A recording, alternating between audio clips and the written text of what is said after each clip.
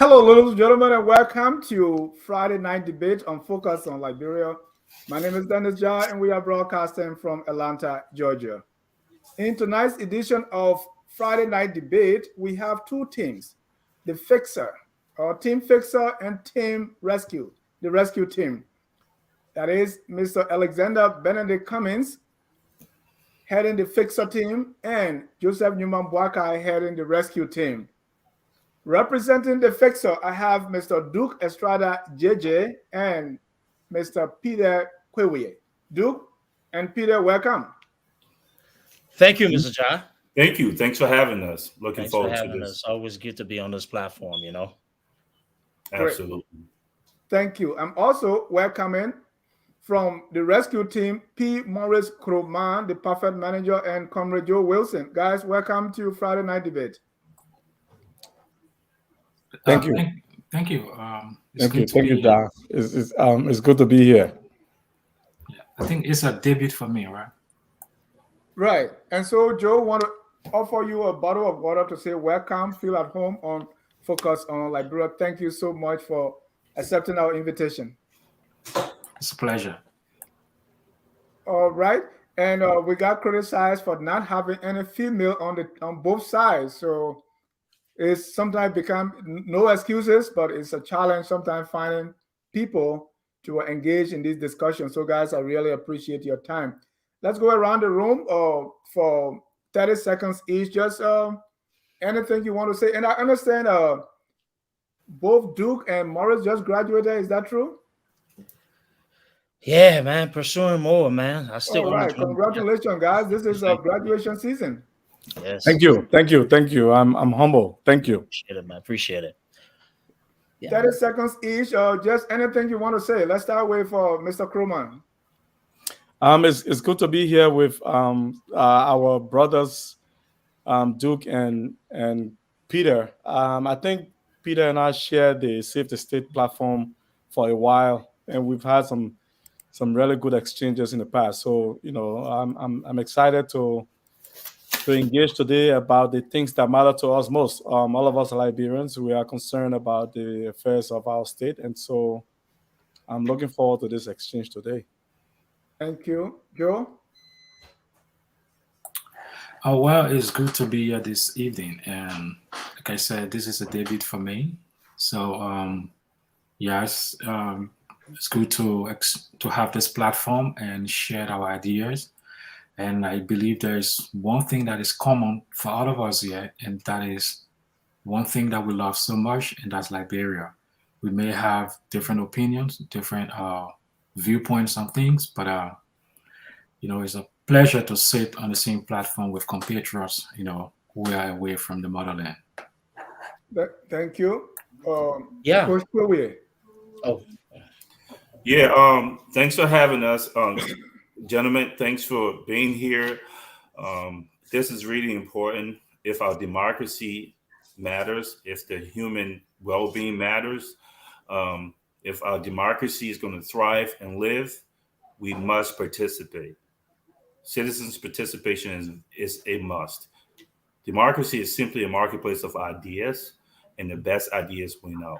So I'm happy to be here tonight so that we lay out the ideas, our ideas, how we see the world, our worldview, and then let the audience and people decide which passed the best tape. But I'm very happy to join this conversation. I'm really looking forward to it.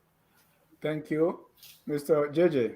Yes, Dennis, I think we are building for the future, right? And yes, what I mean, years, from now, there'll be a new generation that will possibly see these tapes and see these conversations. And it is my hope that they understand that there are people who had that passion and the determination to speak and fight for a new Liberia. And that's what it is. Every opportunity to be able to, educate our people and put forth ideas that we believe is going to change their way of thinking and way of voting is something that gives me that added motivation to continue to do this. But I look forward to the conversation, and hopefully we can be able to leave from here with some sort of positive impact. Thank you. Well, we want to welcome our viewers from across the globe. This is a fixer versus rescue. So the debate tonight, we're going to start with an opening statement, and the question we'll be asking is how, or not the how, is really when we talk about fixer or we talk about rescue, what do we mean? What needs to be fixed in Liberia when it comes, how do we arrive at this place where the things are broken and need fixing? And why is Mr. Cummings the right person to lead that effort? On the other side, what does it mean to be a rescued one, rescue two? What means to be rescued? Why did we find ourselves at this point, and how? Why is Mr. Boakai the one to lead that effort to rescue Liberia? That will be in our opening. Every time you have the opportunity to speak, each of you have 2 minutes to make your point, especially if you're on the same team. For rebuttals, I would need just one person from that team to rebut or respond to the other side. With a coin toss, the fixer team will go first. And my question is, what does it mean to be a fixer? What means to be fixed when it comes to Liberia? How do we arrive at this point that the things are broken that need fixing? And why is Mr. Cummings the right person to lead that effort? That's your opening, and you have 2 minutes each. Let's start with Team Fixer. So I'll jump right in for our team. I'm going to start swinging right away. I think the term fixer is more appropriate for what we have in Liberia than a rescuer. We live in a democracy where people voted. People made a choice, and they willingly went to the polls and picked someone. Albeit if that person isn't doing the best job or not living up to expectation, that's a different story. I think it's disrespectful to our people in their free will when we say rescuers, as if they're kidnapped, as if they're being held against their will. No, this was a democratic process where people voted for these people, for the people who are leading and the visionaries who are leading. And I think it's disrespectful to a lot of people, and it speaks to a lot of things that the former government who was there before, their perception on our people and what they are, how they should carry themselves. As far as fixing, I believe that there are a lot of things that need to be fixed. When you look at countries and how countries and nations are built, what you see is there's a pattern. There is a structure. You need structure. You need infrastructure. You need systems for things to work. Foundational things that you must do, have to do. Those things are not in place. They're not functioning right. For a democracy to work, there are 5 pillars of things that needs to be functioning, and those things aren't there. So in our opinion, we don't need to rescue our country. We just need to fix what's broken. And there are a few things that needs to be in place, and hopefully we'll get into those as this conversation goes on, and we will talk about how to fix each of those things and not to rescue our people. Yeah, almost out of time, but and with why is Mr. Cummings the right person to do that? Mr. Cummings is the right person to do it because of he wants to do it. That's probably the most thing, his passion to doing it. And how do you know his passion? You can tell by the way he's moving, the things he's done, the help. Although philanthropy is not the way to judge a leader, but you can see he has skin in the game, how much he's given back to the country. Number one. Number two, his experience. He has worked in a world bureaucracy that spanned the globe from North America to South America to South Africa to West Africa. Number 3, he has managed a major bureaucracy, which is international business. That's a bureaucracy. It's people's management business. He has taken a first world business and a Fortune 500 company from a first world country, taking it to a sub-Saharan African countries, third world countries that deals with corruption and manipulation, all the shortcomings that a third world country has, and he's done that successfully. He has a vision that he has studied other people's nation, that he's articulated ad nauseum over and over again, and it makes sense to those of us who have studied countries, nations, and nations building. He has articulated and shown us that he understands the nuance details of how nations are built. Because thank you, Peter. Thank you, Peter. You're way out of time. Thank you. Let me go to Duke. Mr. Duke, same question, right? You heard me. Go ahead. The same question. And So I think when we speak of a fixer, we see a problem solver, one that understands the root cause of an issue and uses an analytical approach in solving that particular problem. In the case of what needs to be fixed, if we've looked at Liberia over a span of maybe 43 or more years, we've seen a complete breakdown of our structures, education sector, business sector. Our economy is completely torn, and we see this, massive form of corruption that's actually eroded our country in terms of leadership as well. And so that's the essence of, why we're looking, towards this direction to solve those issues. Now, the question is, how did we get here? Poor governance, poor decision making, people entrusted with public office who have not done what they were tasked to do to help, reshape the narrative or change the direction of our country. I believe Mr. Cummings is, the person suited to fix this issue because he provides a different outlook, a different perspective in terms of leadership, something that we haven't seen, when it comes to addressing the issues in our country. I think from an analytical standpoint, he understands the process improvements and those key components that are needed to drive results. From a leadership standpoint, I think he has the temperament to be able to, move the country in the direction that inspires people to want to serve for the betterment of our country. And then from, in terms of success, he has done this at a higher level in countries and organizations with bigger budget than Liberia. He has been this phase of, newness when it comes to not only our politics, but our country. And I think all of those tools, all of those transferable skills gives him an upper hand in solving some of the critical issues that we see today. Thank you very much. At this time, we also welcome Mr. Robert Garguah. He is the unquestionable independent. We have the Boakai supporters, the Cummings supporter, and we have the independent Mr. Robert Garguah. Welcome, Mr. Garguah. Thank you, Jay. Sorry for my lateness. I got caught up in traffic a little bit, but it's good to be on. I'm no stranger yet, so I look forward to the discussions. Thank you. So let's go to the rescue team. What does it mean to be a rescuer? What needs to be rescued when it comes to Liberia? How did we arrive at this place where the country now needs to be rescued or is in some danger? And why is Mr. Joseph Newman Boakai the right person to lead the effort? We start with the rescue team.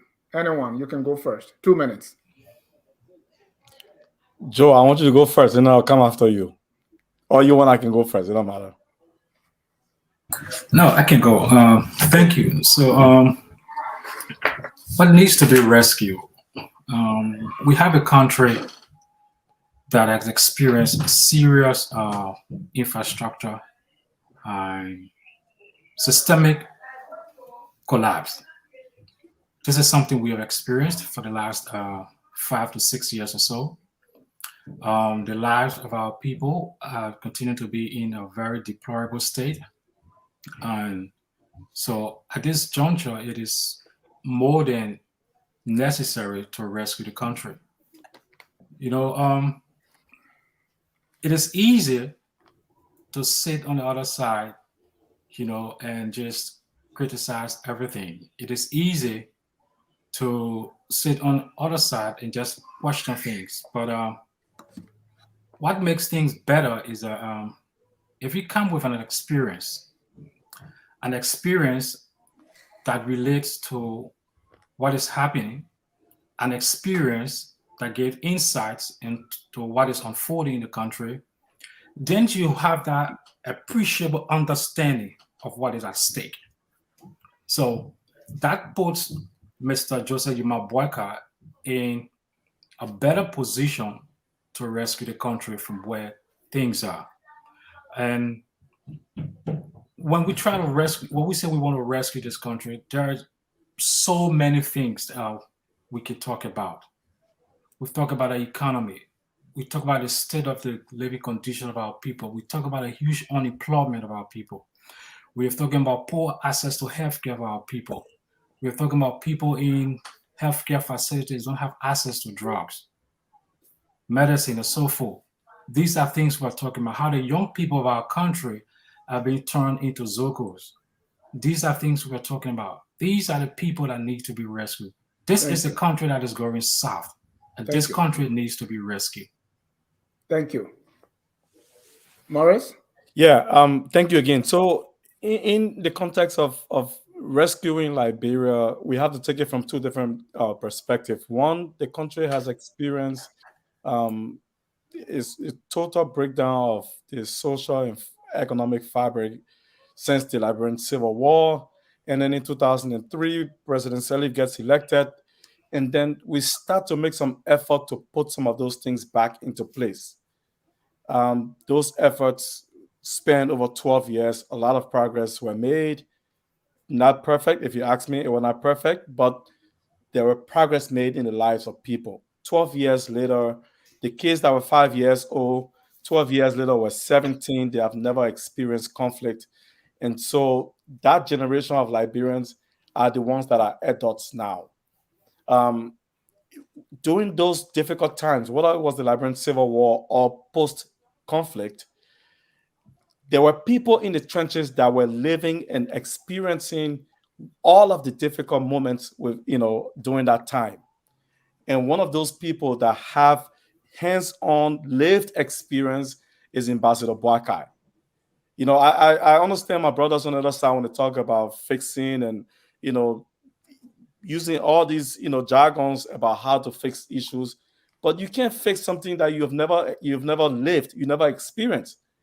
Cummings didn't live this experience. He don't understand what is wrong with the Liberian structure to be fixed.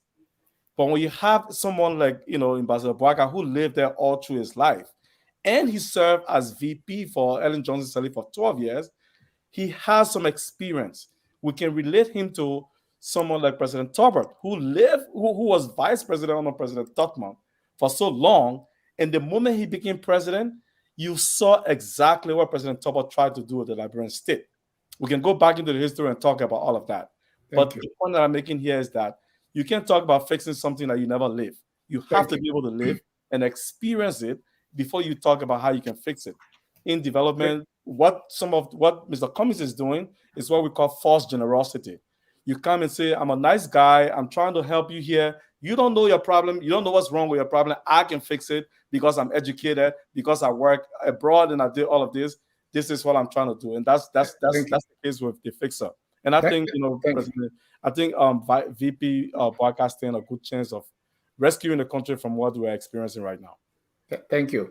And we'll have time for responses, but let me bring in the independent, or most people like to call him the unquestionable, undeniable, independent Robert Garguah. Robert, your question is, what does Liberia really need? What does Liberia need most? Is it fixing or rescuing? And does Mr. Cummings or Mr. Boakai have the necessary experience, the necessary skill set, the experience and ability to do so? This is the only time you have 3 minutes. So Dennis, it's great to be on, and I've listened. I've listened to all of the guys, two Boakai supporters and two Cummings supporters. And look, let me just say this though. I think is when Morris talk about.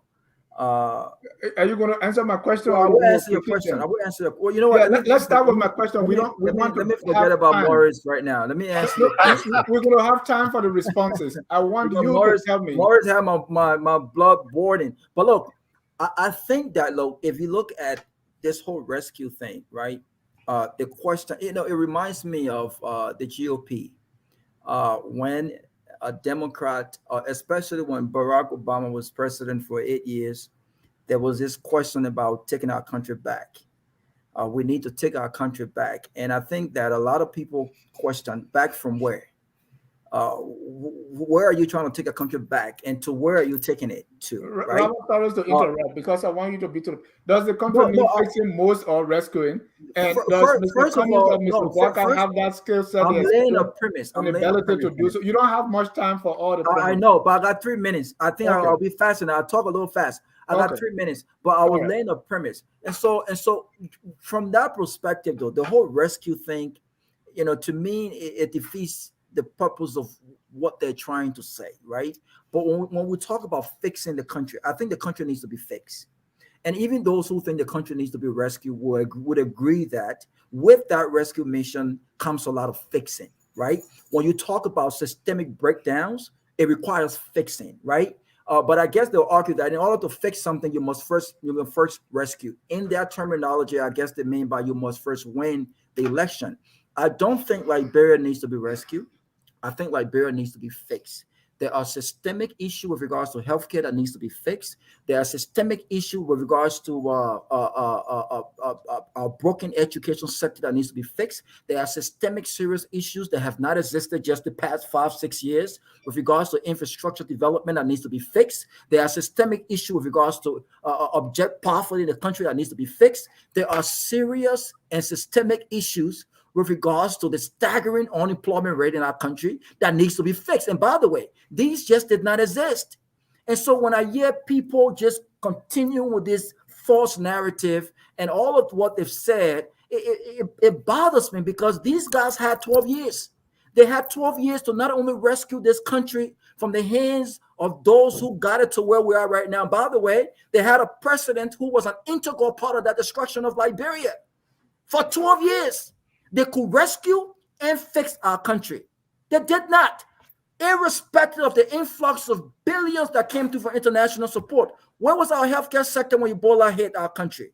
It showed how bad our healthcare sector was. Where was education other than outsourcing of education in our country? It shows how bad our education sector was when thousands of students could not even pass a fitting entrance exam. Where was infrastructure development?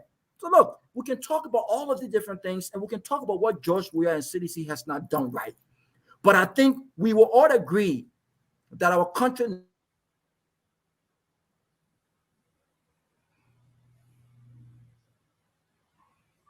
Robert? That internet needs to be rescued. Yeah, exactly. We need to rescue your internet, Robert. Okay. So Robert, you're good now. Maybe somebody. So go to the last point about the skill set, the experience, and the ability to either rescue or fix. That's the last point. Robert, are you with us? All right. Am I audible? Am I audible? Yes. Okay, thank you. Yeah, and so it's clear here that Liberia needs to be fixed and not rescued. Now, with regards to who can fix our country, yeah. With regards to who can fix our country, no, the question is the necessary, the requisite skill set, the experience, and the ability to fix or rescue. I don't think Liberia per se need a politician. I don't think Liberia needs a career politician who's worked in public service for over 40-something years, and we can all disagree to agree on what he's done with his many years of working in public service, right? Experience is one thing, but I measure experience by success. I measure experience by tangibles, right? Every area that you serve, it's important to show here are impacts made. These are things that I've done. ideas that are implemented. And here is how though these ideas actually change the trajectory. Here is how, my years as Minister of Agriculture, for instance, impact and made a lasting impact on the agricultural sector. My experience as Minister of Education. Here are things that we did, right? And so when we talk about who has the requisite experience to fix our country, I don't think we should just measure experience based on how long this person serving government or whether or not they actually live in a country as opposed to living abroad. I think we should look at how successful they've been in managing companies, how successful they've been in areas that they occupy, not just companies, and what impact they've made over those years. And if you ask me that question between Joseph Boakai and JM and Alex Cummings, I would say Alex Cummings on my worst days. Thank you. Ladies and gentlemen, if you're just joining us, this is Friday Night Debate, and we are debating fixer versus rescue. It's time now for response. So from the fixer team, your response, 2 minutes, one person. Yeah, let me take a leeway, and then Peter can probably come. If you between you and Peter, then you have only 2 minutes to respond. Okay, so when people bring up experience, it sounds pretty interesting to me. What kind of experience are we leaning on? My brother said that experiencing, understanding the problems and being able to see at firsthand. But here's the issue. This vice president had 43 years to make an impact. What exactly did he do? How did he provide anything of substance to solve some of the issues that we're claiming today? Since I have 2 minutes, I want to go to a critical point that will lead me into my final part. So he mentioned the issue of Zocos, that they need to be rescued. You see, when I talk about fixing and using an analytical approach, I mean so. You can't just rescue somebody without understanding the root cause, right, in terms of why they're facing a particular issue. Why a lot of our young people turn into drug addiction? Because they don't have the skills needed to survive in the economy. They don't have, the resources. There's not enough legislation that protects these young men from being exposed to these things, right? So there is a root cause. Now, when you're rescuing or when you're fixing, what exactly are we targeting? Let's look at corruption. How is this vice president capable of rescuing Liberia from corruption? You heard the facts. When it comes to the ADA project that he led under Madam Salih, that project ended as a wasted government or effort when it was marred by corruption. Let's go back to the Ted Kennedy report. In the Ted Kennedy report that covers a period 1980 to 1986, the United States government said more than $400 million was actually embezzled, monies that were put into the Ministry of Agriculture and the Liberian Produce Marketing Corporation. So definitely, the vice president is not capable of rescuing because he has been the center of corruption in that country. Finally, let's go back to the issue of a broken private sector.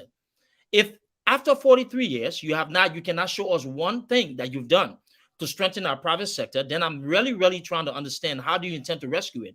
The truth here is, though, the issues being faced in our private sector can only be resolved if we have somebody with a skill set that understands the essence of using an analytical process that addresses the root cause and provides solutions that will give jobs to our people and empower young men and women in that country.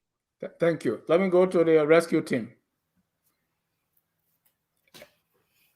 You're muted, and so this clock doesn't start ticking. I'm listening to Robert and I'm listening to Duke here, and I'm just shaking my head because, and I want to repeat this again. You have to have a lived experience before you can be able to fix something. Robert here jumping all over the place talking about. Let me say something here.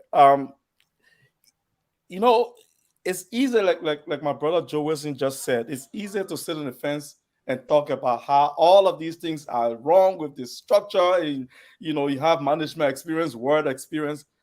There are two different things, two different things. And clearly, Cummings' presence in Liberia have shown that.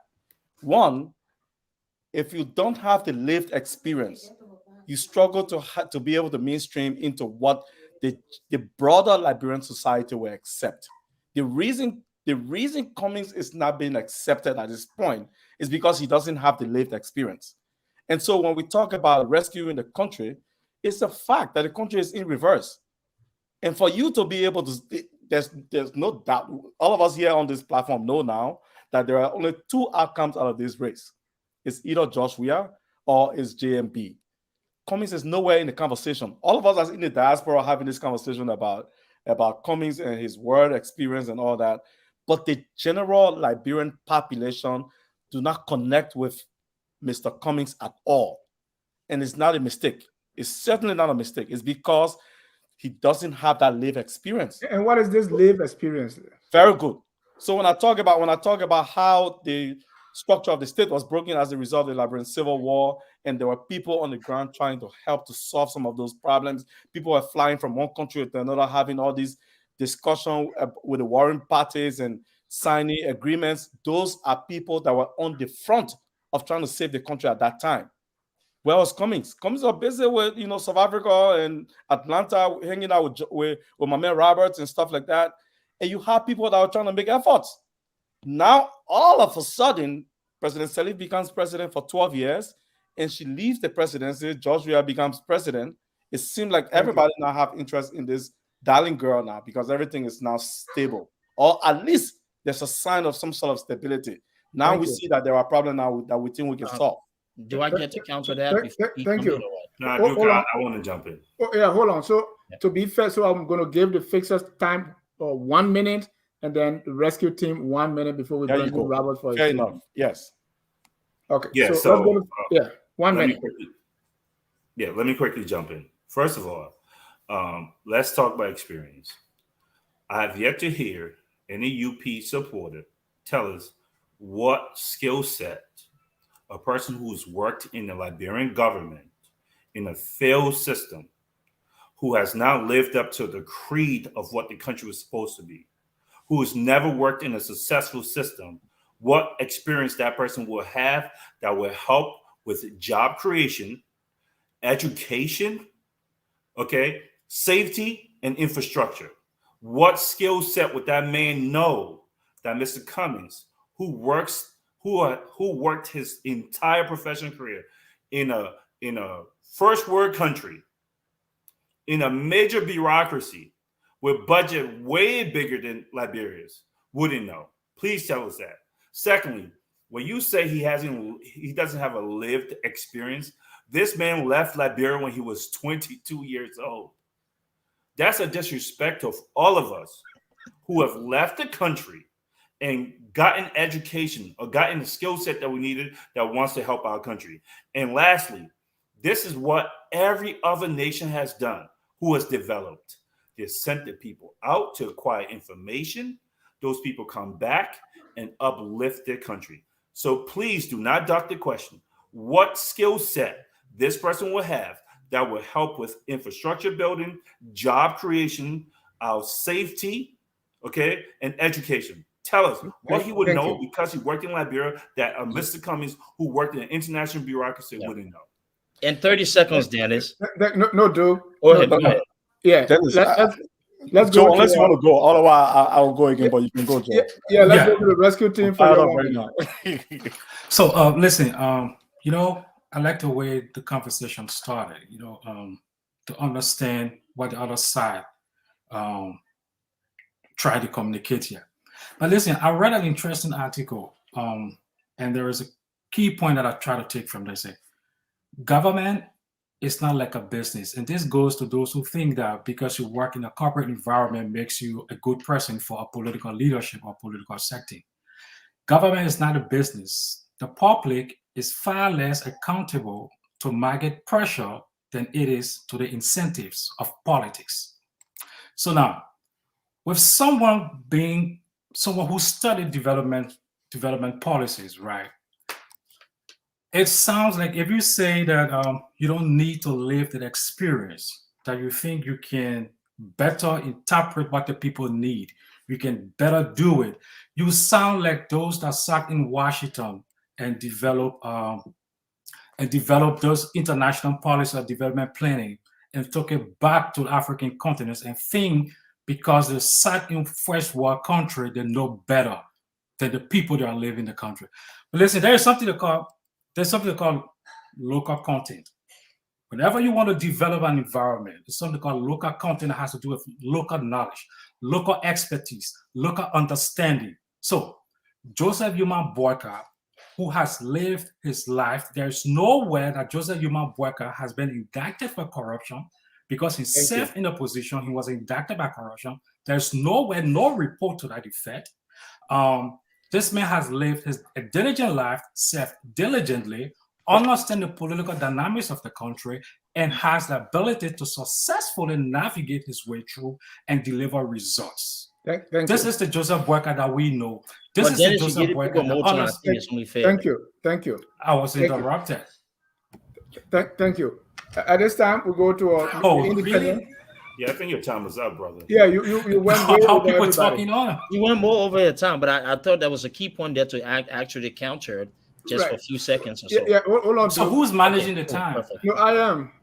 In this debate, I'm supreme. I'm like the Supreme Court. So Mr. Garguah, you have 2 minutes. So look, I just want to say though, when we talk about government, someone said government is not a business, but there's a word in corporate America that I learned a long time ago called corporocracy, right? It comes from the word domination, right? And it's an economic, political, and judicial system controlled by corporations or corporate interest. It's very, very important. And so there are many links, right, from a practical and academic perspective that links government to like the operation of business. As maybe we can take away the bureaucracy of things in government as opposed to corporations, but the structures are pretty much the same. And look, it's been proved that career politicians are just who they are, career politicians. And other countries, given the circumstances and the times, have looked elsewhere for leadership. And so this idea that give examples. This idea that I'll give you an example. I'll give you Donald Trump. I mean, it's the easiest example, right? Donald Trump, prior to running the GOP for the GOP to become the nominee of the GOP, had never ran for public office before. Maurice, you can laugh all day. Matter of fact, his run was laughable to many of us, right? But he came and he ran as a businessman, as a successful businessman. And guess what? In as much as we both may have disagreed with it, millions of Americans, not just the GOP, members of the Republican Party, but millions agreed that they needed him at that moment. He not only did he ran against established status quo career politicians like the Bushes. He did great as president. He defeated them. Well, but people have different opinions. People have different measurements as to what he did, right? The economy was booming under Donald Trump. I'm a Democrat, but I believe that the economy was booming better under Donald Trump than it is now under Biden, right? With regards to foreign policy, I have serious disagreement with that, right? Sure. But the point that I'm making is this argument that one must, have this career politician experience is one that I don't necessarily agree with. I think the only mistake, I believe, my only disappointment with Cummings, and I have many disappointments with Cummings, but one of my disappointments with Cummings, and I think Maurice alluded to that a little bit, was the fact that I don't think that he's used the time in Liberia to really start the kind of revolution and change minds as I anticipated. That's my major issue with that. Quick question, Dennis. Quick question, Dennis. We have time to respond to the independent. Joe. Yeah, just a quick question. You don't have to put in quotation. I'm an independent. Your opinion doesn't matter. Dennis, will we have the time to respond to the independent? Dennis, you check your independent man. No, I'm good. You don't have to put in quotation. So, Dennis, I asked a simple question. Do we have time to respond to the independent? That's the time. That's the time you use the time already. No. I asked you a question. You didn't answer me. You said I used the time. How would I use something I don't have? After the independent speak, I want us to move to our next point on the how, and then we'll have more questions. We'll have more discussion, right? So at this time, we will see how they will do it, right? So for instance, we're going to start with the economy. And the question is, on both sides, will be how will Mr. Cummings fix the economy, and why should the voters believe that he can do it? How will Mr. Boakai rescue the economy, and why should voters believe that he can do it? Right? This time, let's start with the rescue team. How will Mr. Boakai rescue the economy? How? And why should we trust that he's able to rescue our economy? The rescue team. And we're going to go through different sectors. So we have time to go back and forth. Let's just get the facts out there.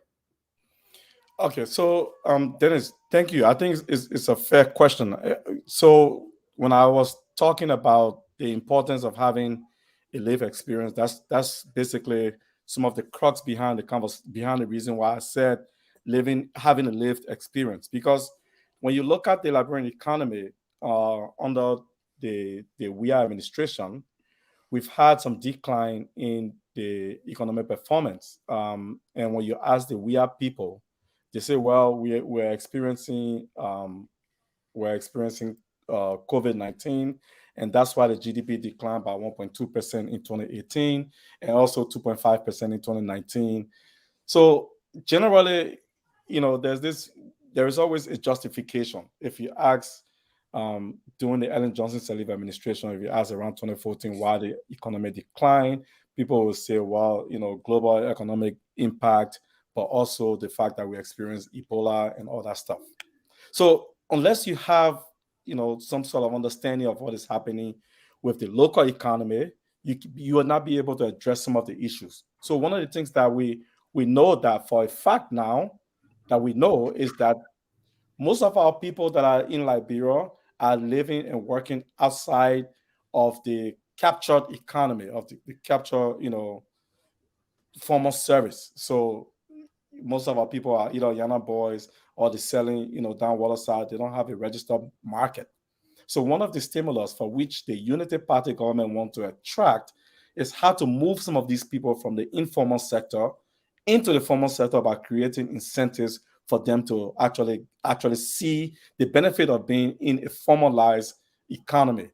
And part of that, we did some of that during the Ellen Johnson Sirleaf administration. I can explain most of that, sometime in the conversation. But part of the way that can happen is to be able first the Ministry of Finance and the central bank usually issues they issue sort of contracts and businesses to local Liberian businesses, stationary contracts, gasoline contracts. Those things are ways that you can give out money to local Liberian businesses for them to thrive. If there are construction companies that are owned by Liberians, you can have them, take government contracts and they use that money which stay locally.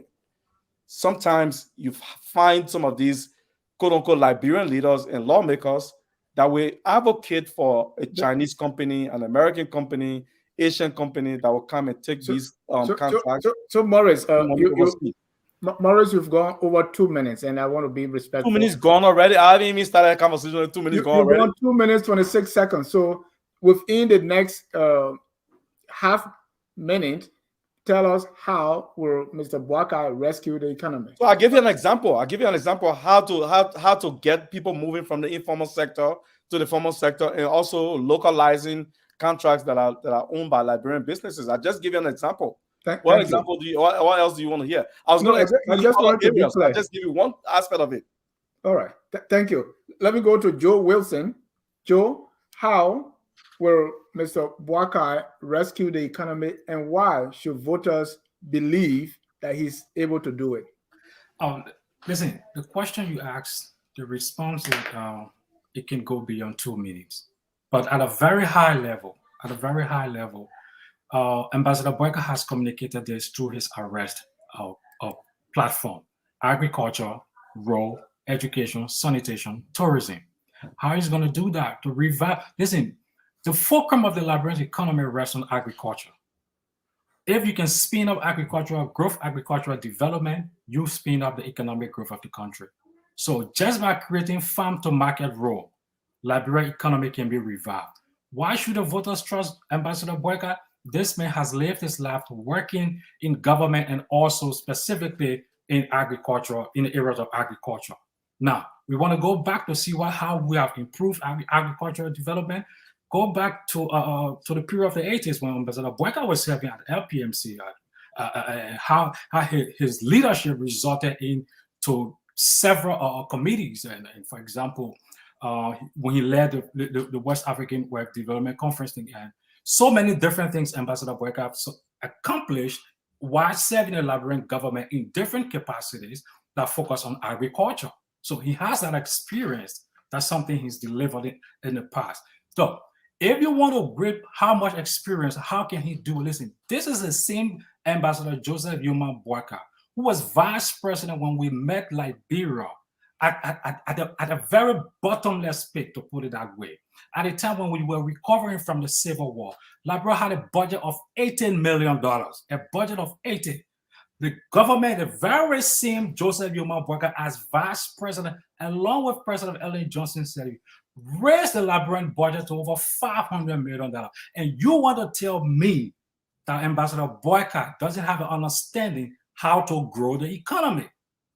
Is this all you want to say?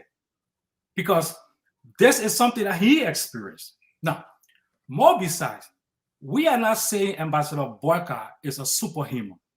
No way. We're not saying because he's working XYZ corporate place, that means you alone get all of the ideas. No.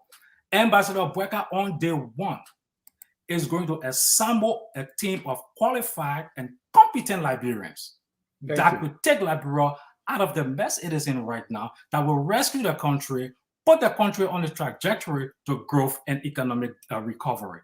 That is how we intend to rescue Liberia. Thank you. Thank you. Let's go to the fixer team.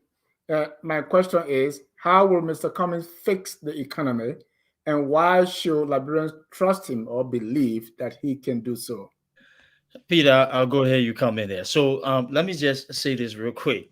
So apparently Boakai wants to spur economic growth using the agriculture sector. What are the evidences we have with 43 years of success? The ADA project, again, wasted effort. LPMC, the agriculture ministry. You tell me, what did the former vice president do in those capacities that today we can refer to, right, as an uplifting moment or spur economic growth? I'll give you an example. Those green revolution was based on the Liberian Produce Marketing Corporation and Ministry of Agriculture. We know what happened to it. So it's just mere fallacy to me when I hear people talk. But let me go into the substance part. So Mr. Cummings believes that unemployment is a major issue in our country. So the CPP wants to reduce unemployment by 40% over 6 years. Yes, how are they going to do that? Annually producing about 100,000 jobs. Easy. How are we going to do that? So you focus on the private sector. You look at small business owners, pour resources into microloans, but also provide the trainings and the teachings needed so our people can understand the essence of expanding the business. But we also understand there needs to be some kind of vast improvement in terms of foreign direct investment. Yes, how you go about that. The CPP thinks, Mr. Cummings believes that all of our embassies overseas need to be economic hubs. They have to be the marketing agents of the resources, the natural landscape, and the beauty of Liberia that we have to be able to attract that. So ecotourism is one of the short-term options we have to drive growth. And if there's anybody who's skilled to do that, especially from a private sector area, it is Cummings, because he has worked in tough traditional African markets. He has dealt with budgets larger than the Liberian economy or the Liberian budget. He comes with a record, a proven record, that's a valued addition. When we look at the former vice president, what do we see? What exactly tells us that over 43 years that former vice president has what it takes to be able to spur economic growth? Just a little bit, and Pete, you can come in. Thank you. Yeah, so let me jump in real quick. I want to say this to start. Whenever you hear this is precisely why our people back home says that education doesn't matter, right? There are people who are really proficient in talking about systems and procedures, and they use these jargons and these words that mean absolutely nothing, right? These people have yet to tell us how he's going to spur the economy. I'm going to tell you how Mr. Cummings tells us he's going to do it. Mr. Cummings believes in what's called mercantilism. Duke touched on that. I'm going to go into a little more detail. Mr. Cummings believes that you first invest in your people. So what is he going to do? He's going to create low-skilled jobs. There are plenty of things that he's going to do with that. First, he talked about ecotourism. The reason he picked ecotourism is because you don't have to build all this infrastructure. You don't have to build big hotels and all this stuff. And it works. It works right next door in Ghana. Not only does it work in Ghana, other countries has done this and developed. Other nations has done this and developed. We have a bunch of schools that we need to build, low-skilled jobs. He's going to take the money that is being misappropriated right now and create low-skilled jobs for our people. This is how you start an economy. This is how you spur an economy. He's going to give microloans to our people, and Duke said it. I don't want to go over people's head. And give them the trainings to build and grow their business, not just give them money so they can go about. So this is a word view. Mr. Boakai has yet saying arrest is not a word view. It's a plan that he got from anyone can read off a plan. Come on some program, articulate in any grave details, any nuanced details, how you plan on growing the economy. Not only that, I want to talk about, they keep referring to Ellen Johnson Sirleaf and compared to the GDP now. Here's what you need to know. The economy during Ellen Johnson Sirleaf time after the war was artificially inflated because we have a bunch of NGOs, bunch of money coming in the country. They couldn't tell you what policy they put in place to create jobs. What structures did you put in place to create jobs? Okay, you have money in the country because NGOs put money into the country. Lastly, give me 10 seconds. You keep talking about Mr. Cummings not having experience. Mr. Cummings lived in sub-Saharan Africa. He lived in Nigeria. He lived in other countries. He brought business. He was responsible to audit those businesses and run them. So he has lived, and he lived in Liberia for 22 years before leaving and then coming back to Liberia. So don't make it seem like it's some foreigner come to our country. He's lived it. Thank you.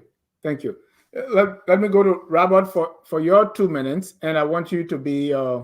Here's the question: are you convinced that Mr. Cummings has demonstrated what it takes to fix the economy? On the flip side, are you convinced that Mr. Boakai has demonstrated what it takes to rescue the economy? So you have 1 minute for Cummings, 1 minute for Boakai. Go.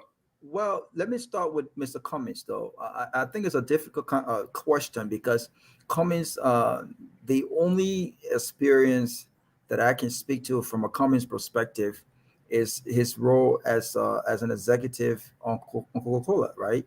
And from that perspective, I thought that he did pretty well for himself financially and all of the different ideas that he had and the influences and impact he made at Coca-Cola, right, over those years. I've listened to some of his economic plans, and I've said, but in 2017, I did an interview on Focus on Liberia where I talk about, and this is my area of expertise, I talk about tourism, right, that it was important that we invested in tourism. I always like to give an example of Jamaica. Jamaica is not far away better than Liberia, right? We have some of the best beaches in our country. We have some of the best surfing in our country. We are a country of great history, right? And Jamaica today, just in a period of a year, we're able to generate close to $4.2 billion in tourism, right? They don't have tourism under Ministry of Information. They have a tourism ministry, and they have a tourist board, right, that focuses on getting new partnerships with new groups and basically educating folks on what Jamaica is a place to visit. And so I've listened to his emphasis. Right. You have less than 1 minute, right? Yeah, so I listened to his emphasis on tourism and other areas. I think that I think his plan needs to be explained more. But with regards to Boakai, hold on. I want you to end. Are you convinced Mr. Cummings has what it takes? Yes. To fix the economy. Yes, absolutely. All right, good. Absolutely, I do. Absolutely. Just based on his background, I believe that Mr. Cummings have the nuances and experience to fix the Liberian economy if given the opportunity. though I have some reservations. But has he demonstrated that anyway in Coca-Cola? You said. Yeah, he did that in Coca-Cola. Right. He did Let's that go to with his Boakai. personal businesses. He has done that with his personal businesses in Liberia. And then for other JNB, small are you businesses. convinced that he has demonstrated what it takes to rescue the economy? Absolutely not. I mean, I'm not. I mean, I cannot poke my head around where I can point to any impact Joseph Boakai has made in areas he served. The last government, the 12 years, right? They talk about the budget being moved from 80-some million to almost $500 million without even mentioning 4.2 billion that came in aid, right? Not even including the $600 million that came in during the Ebola crisis that we cannot even get a proper accountability of. You can shake your head all day. These are facts. I'm not making these numbers up, right? And so I can't point to anything tangible that I can say Joseph Boakai has demonstrated that he has what it takes to fix the economy. And I have not even seen a serious plan that explains that in detail. Thank you. Dennis, you have a chance to respond to some of the things Robert's talking. Now to the rescue team, you have 2 minutes to respond. Joe, you want to go or you want me to go? Listen, we'll try as much as we can in 120 seconds to respond to the 3 individuals that are on the same side. Exactly. So come on the right side. It will make it 4. Now you see, they're interrupting me, right? Right. So let's start. So you see, it is very disdainful, right? And it's embarrassing. The first thing, Rabbi tried to portray himself as an independent, try to take a swing at Joseph Boakai. Unfortunately, Rabbi wants to take Donald Trump as a reference for corporate men becoming good president. This is disdainful, my brother. Very, very disdainful, to say the least. We saw how Donald Trump performance in the United States. We saw how the society got disintegrated and much more divided. Don't reference that. Don't do that. Don't do that. It's unfortunate. Now, how are we going to rescue the economy? I think if anybody was paying attention, they will remember that I said at a very high level, the fulcrum of the rescue mission is through the agriculture, road, education, sanitation, tourism. If you have lived in Liberia, if you have a very good understanding of the Liberian economy, you will come to the point of realization to what extent agriculture is so vital to the economic growth of Liberia. You will understand that. Now, because today we are dealing with very high level of food insecurity in the country. You cannot build a country with a hungry people. You don't do that. The first thing you have to do, position the people to be able to feed themselves. That is the fulcrum. That is the growth model for almost every country. Even in the United States, they depend on agriculture. Even in China, when the Chinese were about to expand their development plans, their economic plan, economic recovery, they invested heavily in agriculture. How did that come about? Whether it's digital agriculture, they invested in it. So when we talk about agricultural recovery in Liberia, we talk about connecting farm to market roads. That's the basis. That is the underlying basis of our Liberian economy. So people who don't understand these things, I'm not surprised. Where do we want to grow the budget? We understand the budget. We know significant portion of our budget is being consumed by non-productive sectors of our economy. We already understand these things, and we know where to make the significant costs to grow our budget. We understand youth development. We know where to make strategic intervention in the lives of our young people in strategic programs. Ambassador Joseph Boakai was one head of the YMCA in Liberia. He understands youth issues. He knows how to bring the young people together and what agenda will drive the young people to move them out of poverty. These things come about with experience. Thank you, Joe. Thank you. Let me go to the fixer team, and we'll come back to you. Do we have the chance to counter that? No, dude, I got to go. That's why I'm going to the fixer team. All right, come back, and then I'll follow you on that real quick, please. Yeah. This is how we'll do it. So after Peter, I'll go to Morris, and I come back to you. Yeah, so the clock didn't start yet, right?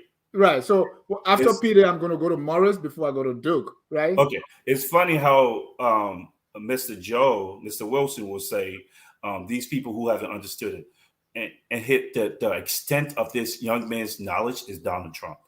America has had 7 presidents who were entrepreneurs. 7.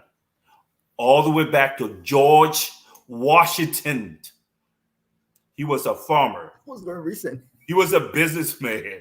Okay, so I know your knowledge starts with Barack Obama, Donald Trump. It goes way back. Secondly, nations are built on not on what you just said. Nations are built on right now. They're built on economic models. When I say nations, I'm talking about every nation that was created after World War II, after the fall of imperialism. The Singapores, the South Korea, even now, Saudi Arabia, they all use economic models. They turn their country into businesses. Okay, that's what people do now. When you talk about farming, I want to leave you with something. And I want you to answer this question. If we invest, first of all, we need direct foreign investment into our country. We need to pour money in. Tell me how your model, your plan for agriculture is going to bring money to Liberia. Let me leave this with you. Western nations protect their farmers. Okay, the World Trade Organization would put them in different boxes. Because of that, a country like England, New Zealand, Australia, all the Western countries, they protect farmers. And the reason why they like pepper and onions and stuff coming from South America is because of geopolitical reason. This is why those countries are in what's called the amber box. There are places put in that they get penalized for artificially protecting their farmers. So where are you going to sell your pepper, bitter onions to? To other African countries that also have their farmers? You're going to take it to their market? How do you plan on getting money into our country? We can tell you how Mr. Cummings is going to do it. We want to hear how you guys plan on getting money into the country using farming. Where is that project going to go? How are we going to pay back some of these loans that we owe? That's what we want to hear. You guys have not told us any hows yet. You're talking a lot of jargons. Give us some hows and give us some specifics on how you plan on doing it. Thank you, we can do that right now with what Mr. Cummings is planning. Thank you. Can I respond? Because a lot of things. Yeah, I'm going to your team, and this time, Morris, but if Morris want to give you the time, that's fine. Then I go back to Duke. No. I have the capacity to respond to some of the things that I've heard. I mean, when I hear Peter talk, I'm amazed by the profound limitations of some of the statements he's making. When you talk about nations are built on economic model, what are you talking about? What does it even mean when you say nations are built on economic model? What economic models? There are so many different models. And when you talk about foreign direct investment, there's so much limitations. There's so many other areas to talk about, nation building without foreign direct investment. For you to sit on a show and talk about economic model and foreign direct investment as your basics clearly demonstrate that the Cummings team is actually an elite external team that is disconnected from the whole Liberian structure of development. I'm not saying that you guys don't know what's happening, but I'm saying you are disconnected from the social fabric of that state. You are completely disconnected. Because when you brag about foreign direct investment in Liberia, then you don't know how to build the economy. What the Sirleaf administration did in 12 years, you don't know how to do that. You don't know how to take a budget from $80 million to $500 million using different strategy and even domestic resource mobilization. You don't know how to build the private sector. You're talking about all you're interested in is this private sector knowledge that, you know what, Cummings is coming from Coca-Cola. He's going to bring all these concession companies and they will open up these businesses and the economy will thrive. That's a fallacy. If anybody could have done that, President Sirleaf could have done that more than anybody else. She did not do it well, right? So for you to sit here and talk about how the economy will grow because of foreign direct investment, it's profoundly wrong. But I mean, and you using 7 American presidents have been business people, and so it means Cummings can be a good president. It's also false. It's profound that you guys are using these examples. But let me go back to the point that you made about NGOs in Liberia. So NGOs were the ones that made the economy to grow for 12 years under President Sirleaf. That's also not true. It's not true, my brother, because the conflict ended in 2003. NGOs could not have stayed in Liberia for 12 consecutive years, even after the conflict. So yes, 2003, there were displaced people. 2003, the structure, the government was being reformed, the army was being rebuilt. There were, strategies to fix the economy here and there. But they couldn't have stayed there for 12 years and just keep dumping money into that labyrinth economy. Thank you. Where are other resources coming from? Thank you. Can I come in, Dennis? Thank you, Maurice. Do hold on. You will come in, and that's how we're going. So I'm coming to you now. Go ahead, Duke. Yeah, these guys, they fail to realize that we're not on an LU Palava hut. We're in a competitive society where every one of us have our own reasoning and skill set and expertise when it comes to these issues. So when you're lecturing people who have performed in various capacity, just understand you're not talking to students at the University of Liberia here. Let's just correct that. Secondly, let me go back to this point. You see, they said a bunch of nothing. The truth here is, I think these guys are missing the point. You can take a bunch of letters and write it on paper. It does not matter. The question here is, who's implementing? What is the record? Joseph Boakai has had the opportunity to be able to fix the agriculture sector.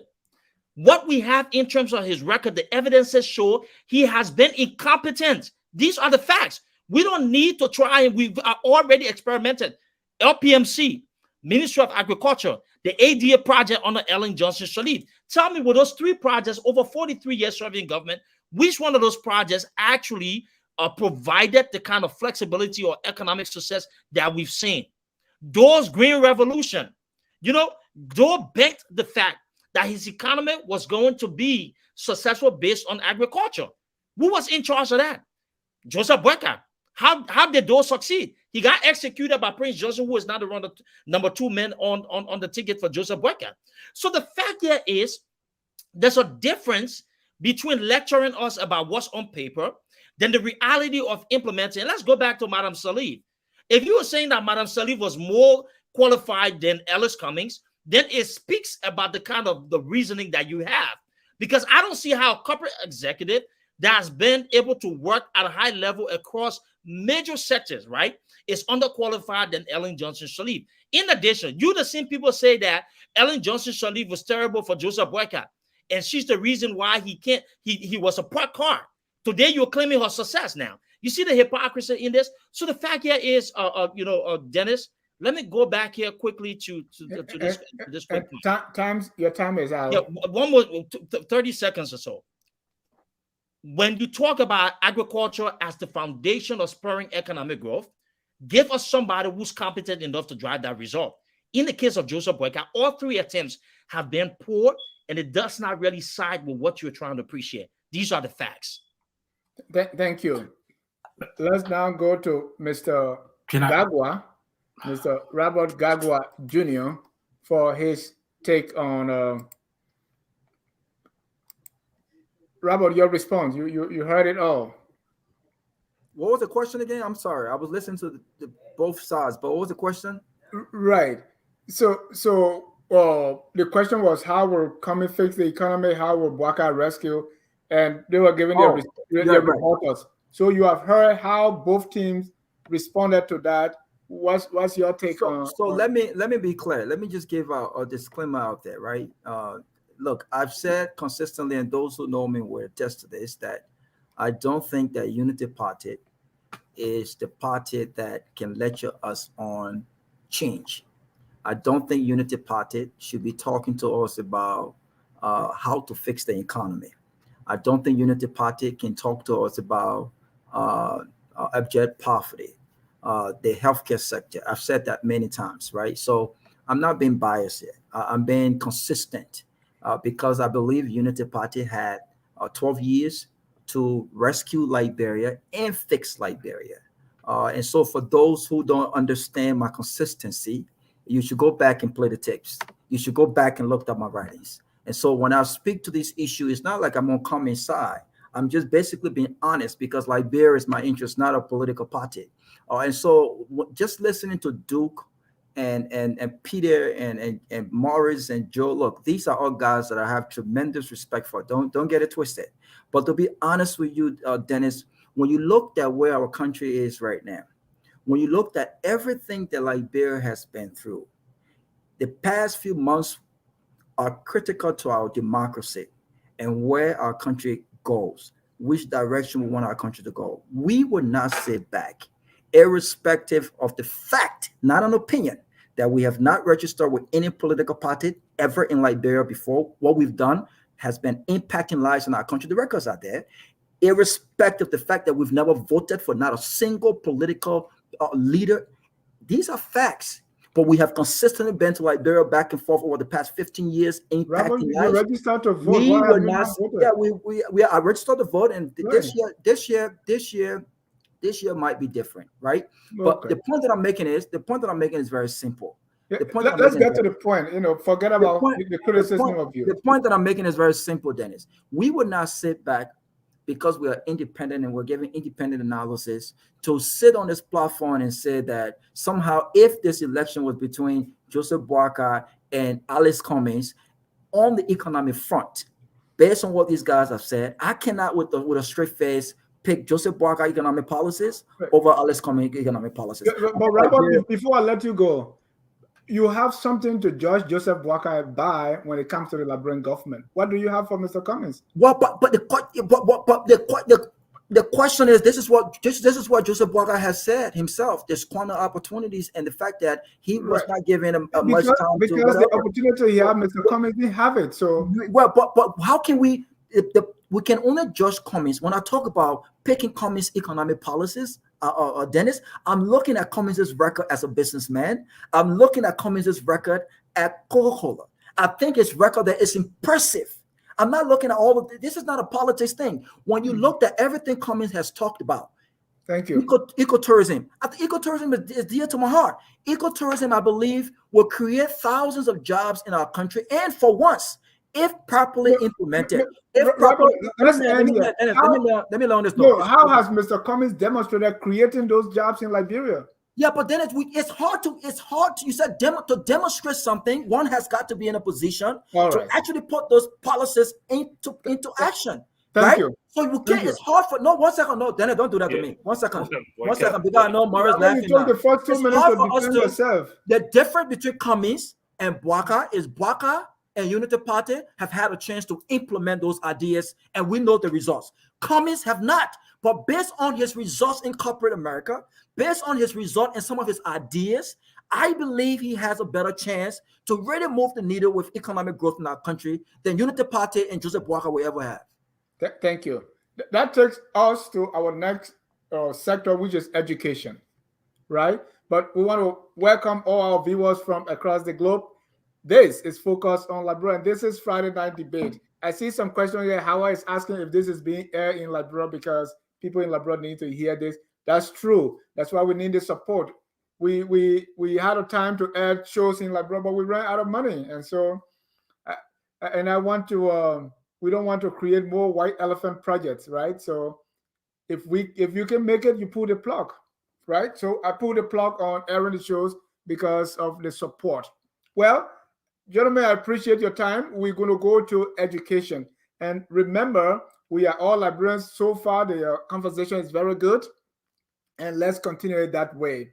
In my village, they say, not because I'm hungry, I should eat my taboo, right? So nobody should eat their taboo because you are hungry. We are all Liberians, and let the conversation continue to be civil. Now, let's go to education, and I will ask the same question on the how. So we start with the fixer team. How will Mr. Cummings fix education in Liberia? And the big one is, why should voters believe that Mr. Cummings can do it? Yeah. Okay. So, Peter, you go ahead, and I'll jump in. So I'm going to use probably 30 seconds of my time to finish a point. You said it shows the lack of my knowledge when I say nations are built on economic theories. Yes, they are. Okay. Sovereign wealth fund. I can name nations after nation that has used economic models to build their economy. With that money, they can build infrastructure, they can build schools. I can name nations after nations. You still have yet to tell us how you think a nation can be built. I tell you what South Korea did, what Singapore did, what Taiwan did, all built on sovereign wealth fund. What a place like Saudi Arabia is doing right now, every country built their country on an economic model, sovereign wealth fund, and I told you what economic model Mr. Cummings is using. I told you he's going to use mercantilism, which is taking government money and supporting businesses. Anyway, I'm going to go to education. I am an educator. I'm an educator here, okay? And here's what our plan for education. Mr. Cummings believes in foundational education. Mr. Cummings believes in STEM education. That's it, science, technology, math, education, okay? Engineering education. He believes it so much that he built a school to show what he's talking about. So it's like his little laboratory to show you. When a man cares about something, we don't stop talking about it. We spend our resources and time into it. Just like we talk about the economy. If Mr. Boakai was supposed to be for farming, this man would have spent all his time on the farm. Mr. Cummings believed in foundational STEM education. He built a school, put his resources into it, attached his name to it, and has that model going. This is where the world is going, okay? Critical thinking, science, math, technology, engineering. He believes in that. How is he going to build that structure? He's going to generate, first thing is, after auditing governments like the CDC government and the former UP government that stole millions of dollars, when we recover that money, we're going to build schools. We're going to build boarding schools for our very, very smart kids. We're going to prepare our kids to earn their own scholarships, not give government scholarships to them. Maybe the second tier kids would. This is something I'm very passionate about because it's something I do for a living. We're going to invest in foundational education. We're going to invest in STEM education, and we're going to invest in tertiary education, which is vocational education. But it's all going to be based on a modern model. Not only that, Mr. Cummings is doing that now. Thank you. Thank you. And because of time, Duke, I'm not going to ask you a question on education, but I'll go to healthcare, right? Yeah. Because of time, we want to bring in our callers. They are waiting. My line is buzzing. So how will Mr. Cummings fix healthcare? And why should we trust him to do that? So one of the things is just off top of the head. The CPP wants to provide free quality health care for kids up to 6 years. And, our elder people 65 and up. And, affordable health care for Liberians who fall in the middle. The way to do that is that we want to, first and foremost, you got to create that economy, but we want to introduce, an effective healthcare insurance plan that's going to be able to cater to the need. But one thing you want to look at, diagnostic are part of the healthcare plan, prevention, that Liberians need to know what diseases they're faced with per the genetics as well. So some of the key component of his processes in terms of healthcare is to make sure that we are building a system that takes into account that we need to have health insurance in our country. We need to make sure that people who are young, like young children, and our older people can get access to free health care. The way in which we get that money, number one, Mr. Cummings said that he's not going to take any salary as a president. So that money is going to be, number one, redirected to those sectors that, accountability sectors to be able to curb corruption. But we're going to look at the process of reducing government.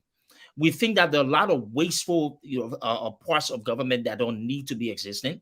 Some of those monies need to be redirected to the social aspect and also healthcare as well. This is how we intend to fix that. But with a radical plan, we want to make sure there's free healthcare for children up to 6 years and 65 and up, and also affordable healthcare for people in the middle who do not fall within that particular category. Thank you. Let's go to the rescue team on education and healthcare. Let's start with education. How does Mr. Boakai intend to rescue education? I think why should we believe that he can do it? So on the education front, I'm not going to respond to some of the things that my colleagues have said from the other side, but I think when we look at where we came from as a state, we have to take into consideration that even up to now, most children in Africa, not Liberia, in Africa are still having access to education as a challenge. They still don't have access to education, right? So we have to build the infrastructure all across the country where kids can move to some kind of building where they go to school and sit in a classroom. That's the first priority. Once that happens, then we begin to focus on the quality of education that is provided. because first you have to build the quantity before you start to measure that quality of education. At least over the first 6 years of the Boakai administration, much of that energy is going to be focused on building infrastructure across the country that is focused on education, equal access to education across the country, no matter your economic status in society. I'll let Joe talk about the healthcare a little bit. Yeah, thank you. So the first thing about healthcare, what we're going to do is not just to sit and say, this is what we're going to do, this is what's going to happen. Here's the first thing that's going to happen. As someone who studied health system strengthening, the first thing we're going to do is what we call the fishbone analysis. You look at the cause and you work backwards. So you look at what are the systems, what are the methodologies, everything that has failed. That's how you review a health system to revamp it and put it on the trajectory that it needs to deliver access to healthcare for the people. That is the first thing you need to do. So this brings me to the point that my colleagues from the ANC side, they are just very good theoreticians. Because, you sit, you theorize in your own world of imagination, and you think that's possible. Development doesn't work that way. And it has never worked. It will never work. The Singapore, the China, the Malaysia, all of these countries, they did not just write beautiful papers and say it's going to happen. Everything development has context. I want to encourage you to go and read a book called Why Nation Fails. Go and read that book, Peter. And listen to me. Another point I want to raise is that I think Duke and his colleagues should stop being disrespectful to our people back home, especially the university students. These are not dumb people. They don't just sit there, people distribute and whatever that comes at their way. So when you say that, you're talking to people and this is not a universal library, Palava house. The people at the universal library, they're not stupid. Stop being disrespectful to these folks, right? But again, it comes back to the point how people are far removed from the reality in Liberia. I lived my life in Liberia. As a matter of fact, one of my first jobs after college was to work with the Ministry of Planning and Economic Affairs and worked on the National Vision 2030. I went into the counties. We consulted people. We know what development model works for Liberia. We have studied it on the ground. We went to grad school. We studied our process. So we are not disconnected. And this is one of the reasons why you see that Mr. Cummings is struggling to connect and relate to the Liberian people, because they do not understand the underlying issues of the Liberian society. So this is far apart. And use all of it. Thank you. Yeah, this guy has interrupted me. I'm going to continue talking. There's one line. I just came back from Liberia. I never did I'm going to continue. I have extra time. I have my extra 2 minutes plus the minutes that I yeeted from Morris. Yep. Right. Yep. Hold on, Duke. Go ahead, Joe, because Morris used 1 minute 30 seconds, so Joe is now 2 minutes 30 seconds, and then before 30 seconds you interrupted. So Joe, and I never went to University of Liberia. Just for the record, I never attended University of Liberia. I know that talk was targeted at me, but like I said, it's not worth my response. Go ahead, Joe. So this is it. People have to understand that in order to build a country, you need the local knowledge, you need local expertise, you need to understand what motors the economy of the country. If anyone tells you that they will build the Liberian economy, revive our Liberian economy, and does not mention the relevance of agriculture, that person is ignorant to the growth of Liberia. That person is ignorant to the economic ingredients of Liberia. They don't understand what they're talking. And that is exactly what our colleagues on this platform is exhibiting, which just refers to what Alexander Pope said in his work, is in that a little learning is dangerous. And this is exactly what Peter and Duke are doing. Joe, don't go there with little learning. Yeah, I can take this stuff, but hold on, Duke. Duke, hold on. Let's keep it the way we started tonight. No, I'm going to stay on that path. Trust me, it's not worth my time. Just hold on. And for the record, I went to the University of Liberia for a semester or two, and I mean, it's a great place. When you order the palava hot, let's get that record clear. So Well, Dennis, kind of, let I me was- get into the Yeah, point we need here to get real back to quick, the please. spot. I'm not here to I'm not here hold to on. engage in side talks because we're here about the substance. Yeah, Every hold time on, we hold try on, to hold on, speak Duke. substance and ask about Duke, workout plan, Duke, they come with things that don't make sense. So let me Duke, just hold tell on, you, Duke. Hold on, it's Duke. easy. Duke, hold on. We started good. Let's continue on that way. No, I And want to. Robert- That's why I want to go into my point quickly. Yeah. Just hold on. I'll come to you. All right. And Robert, man, come on, Robert. You can when you get home, call us. When you get home, call us. You can be like that. All right. So my question and 30 seconds for you, for the rescue team. Mr. Boakai plan is AREST. Beyond that, so when you are talking about healthcare, there's no H in arrest. Does Mr. Boakai have plans? Is it written anywhere that we can look at? Or you guys are very smart gentlemen. Is it something that you yourself coming up with? So listen, let's just start off there. I don't know how people consider this. We've talked about sanitation, and you want to erase healthcare out of that. I don't know if people don't see that the interconnection between health and sanitation. I really don't know. But that doesn't. But besides the point. Everything that you have planned for in your governance at your platform, you cannot communicate all in one word or in one phrase. That doesn't. No government will run. You cannot run a country without healthcare. We understand the relevance and impact of healthcare. How are we going to fix the healthcare system? I just gave you a high-level technical roadmap. Do a fishbone analysis.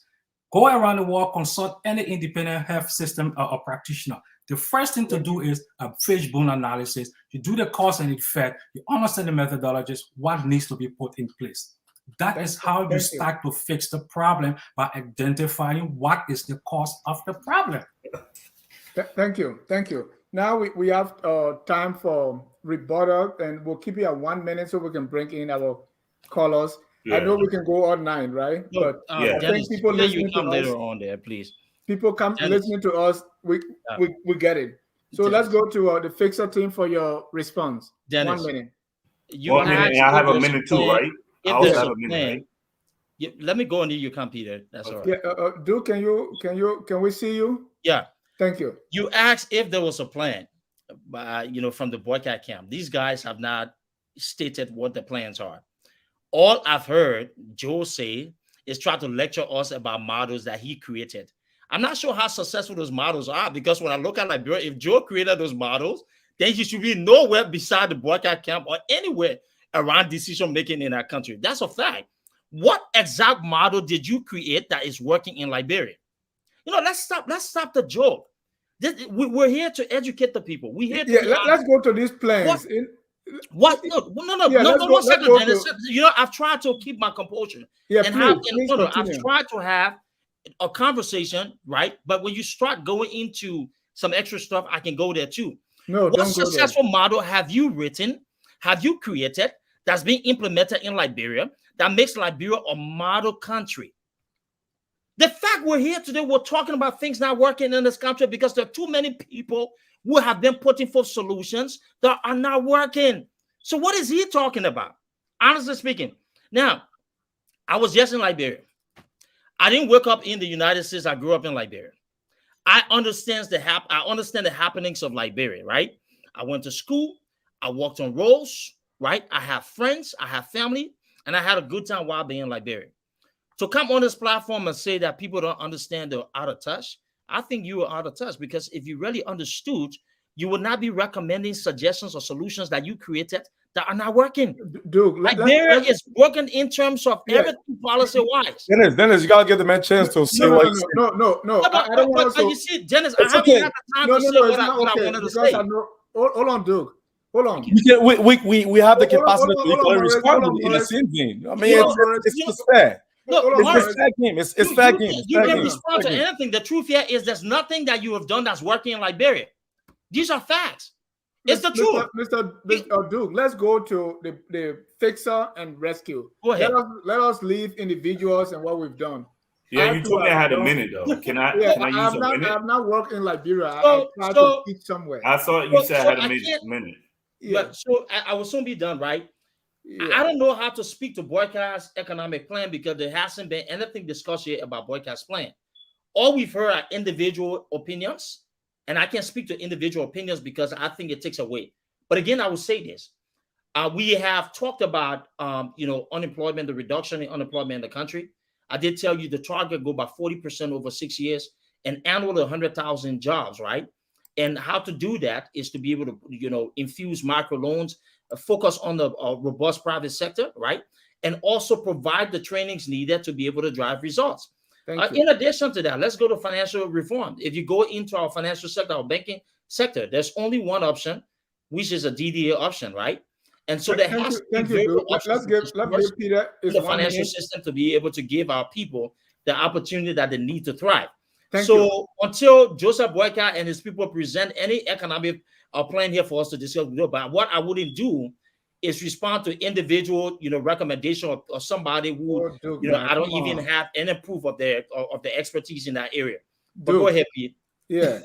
Yes. No, Peter, I'll come to you. Let me go on the other side for 1 minute, and then we'll come back to you for your 1 minute. Let us keep it civil, gentlemen. We were talking plans, and the people are liking it. Right now, we have like 10 callers lined up to talk. So let's get to the issue, and then we bring in our callers.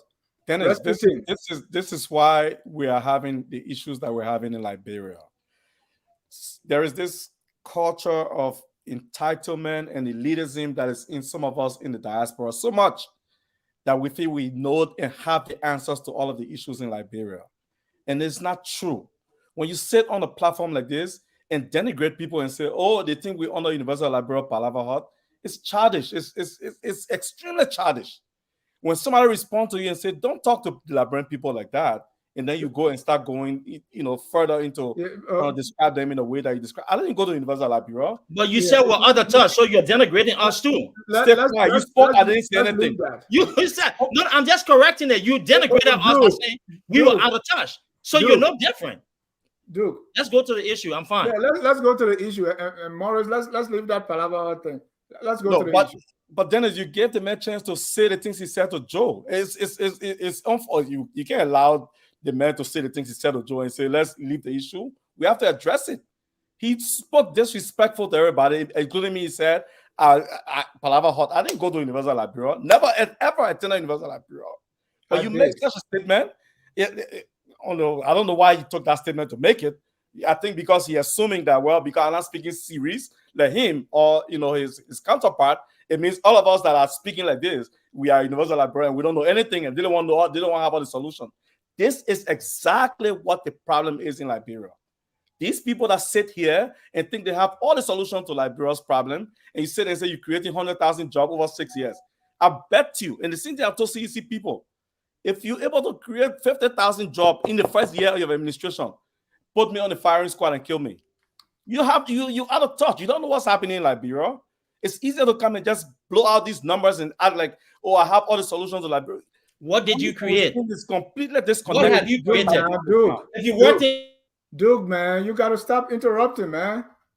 Cummings and people are disconnected from what happened on the ground. So when we talk about using agriculture to spur the economic growth in the country, we know what we are talking about because we've been in the trenches. We've been in villages and towns. We talk to people there, and we understand what the issues are. When you build farm to market road, people will be able to take their products from the farm, they take it to the market and sell it, and they can have a sustainable life. Not to sit down and talk about 300,000 jobs over 6 years. Thank you, Morris. Thank you. Let me go to Peter for your 1 minute, and we stay on 1 minute. 1 minute. Yeah, we got to bring in our callers. We have well, you can't give other people 2 minutes and then 3, and you give me 1. It's okay.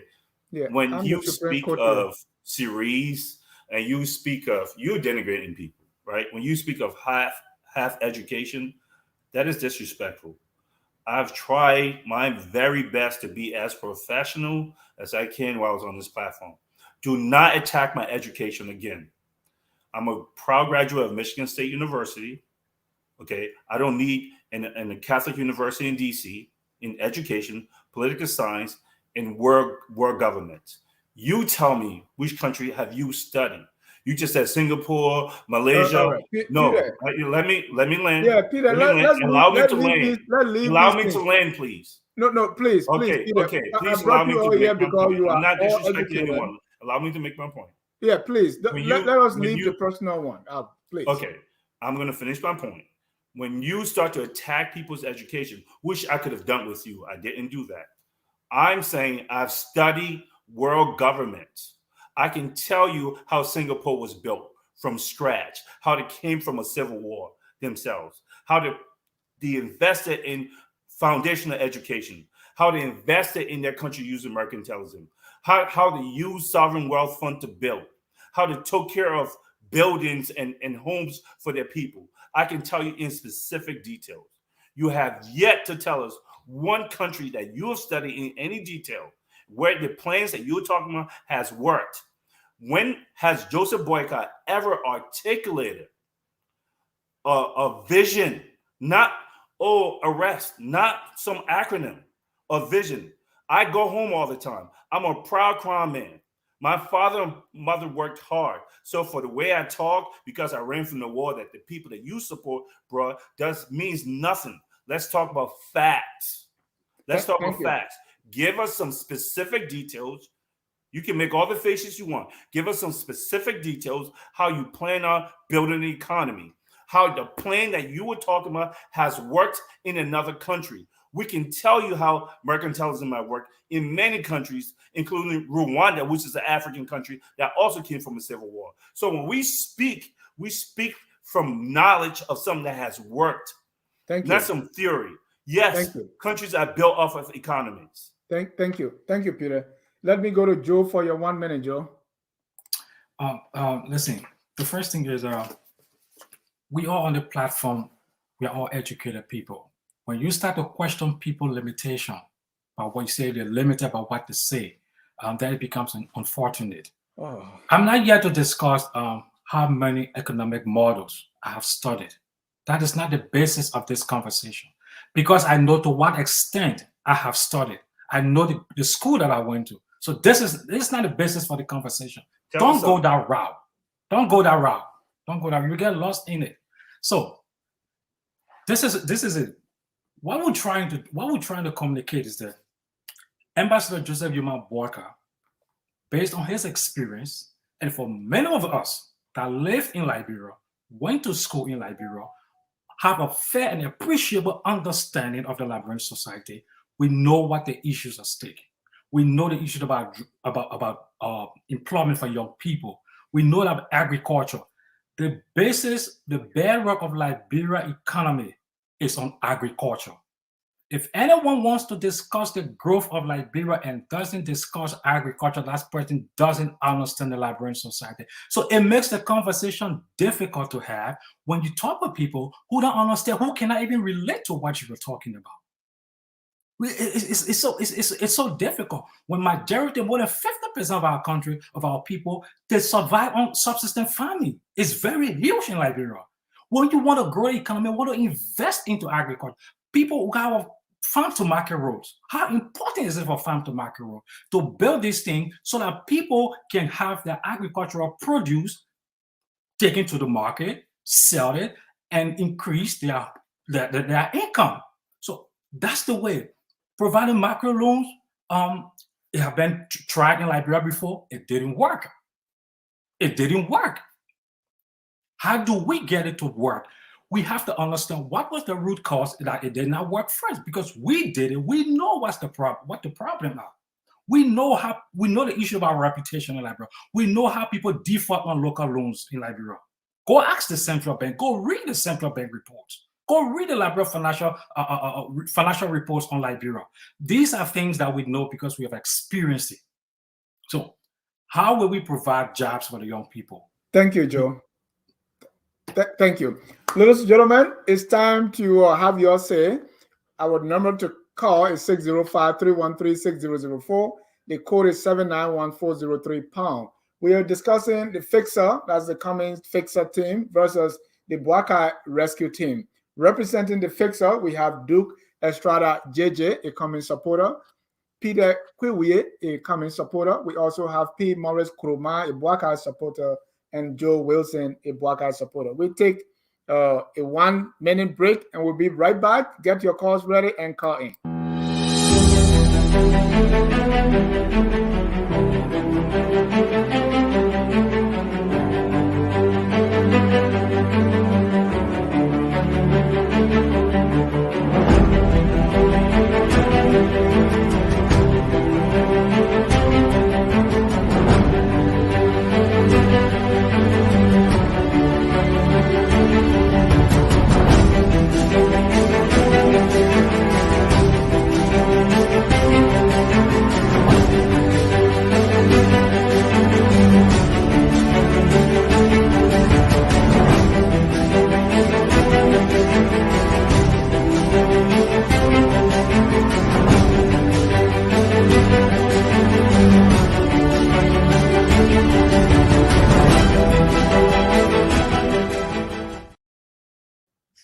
Welcome back to Friday night debate on Focus on Liberia. We have Fixer versus Rescue Team. And you will agree that it's been a wonderful night. We have these brilliant gentlemen discussing issues pertinent to our country, Liberia. At this time, we're going to open up, we're going to take some calls here. The first caller here is Mr. Kalebo Gonglo.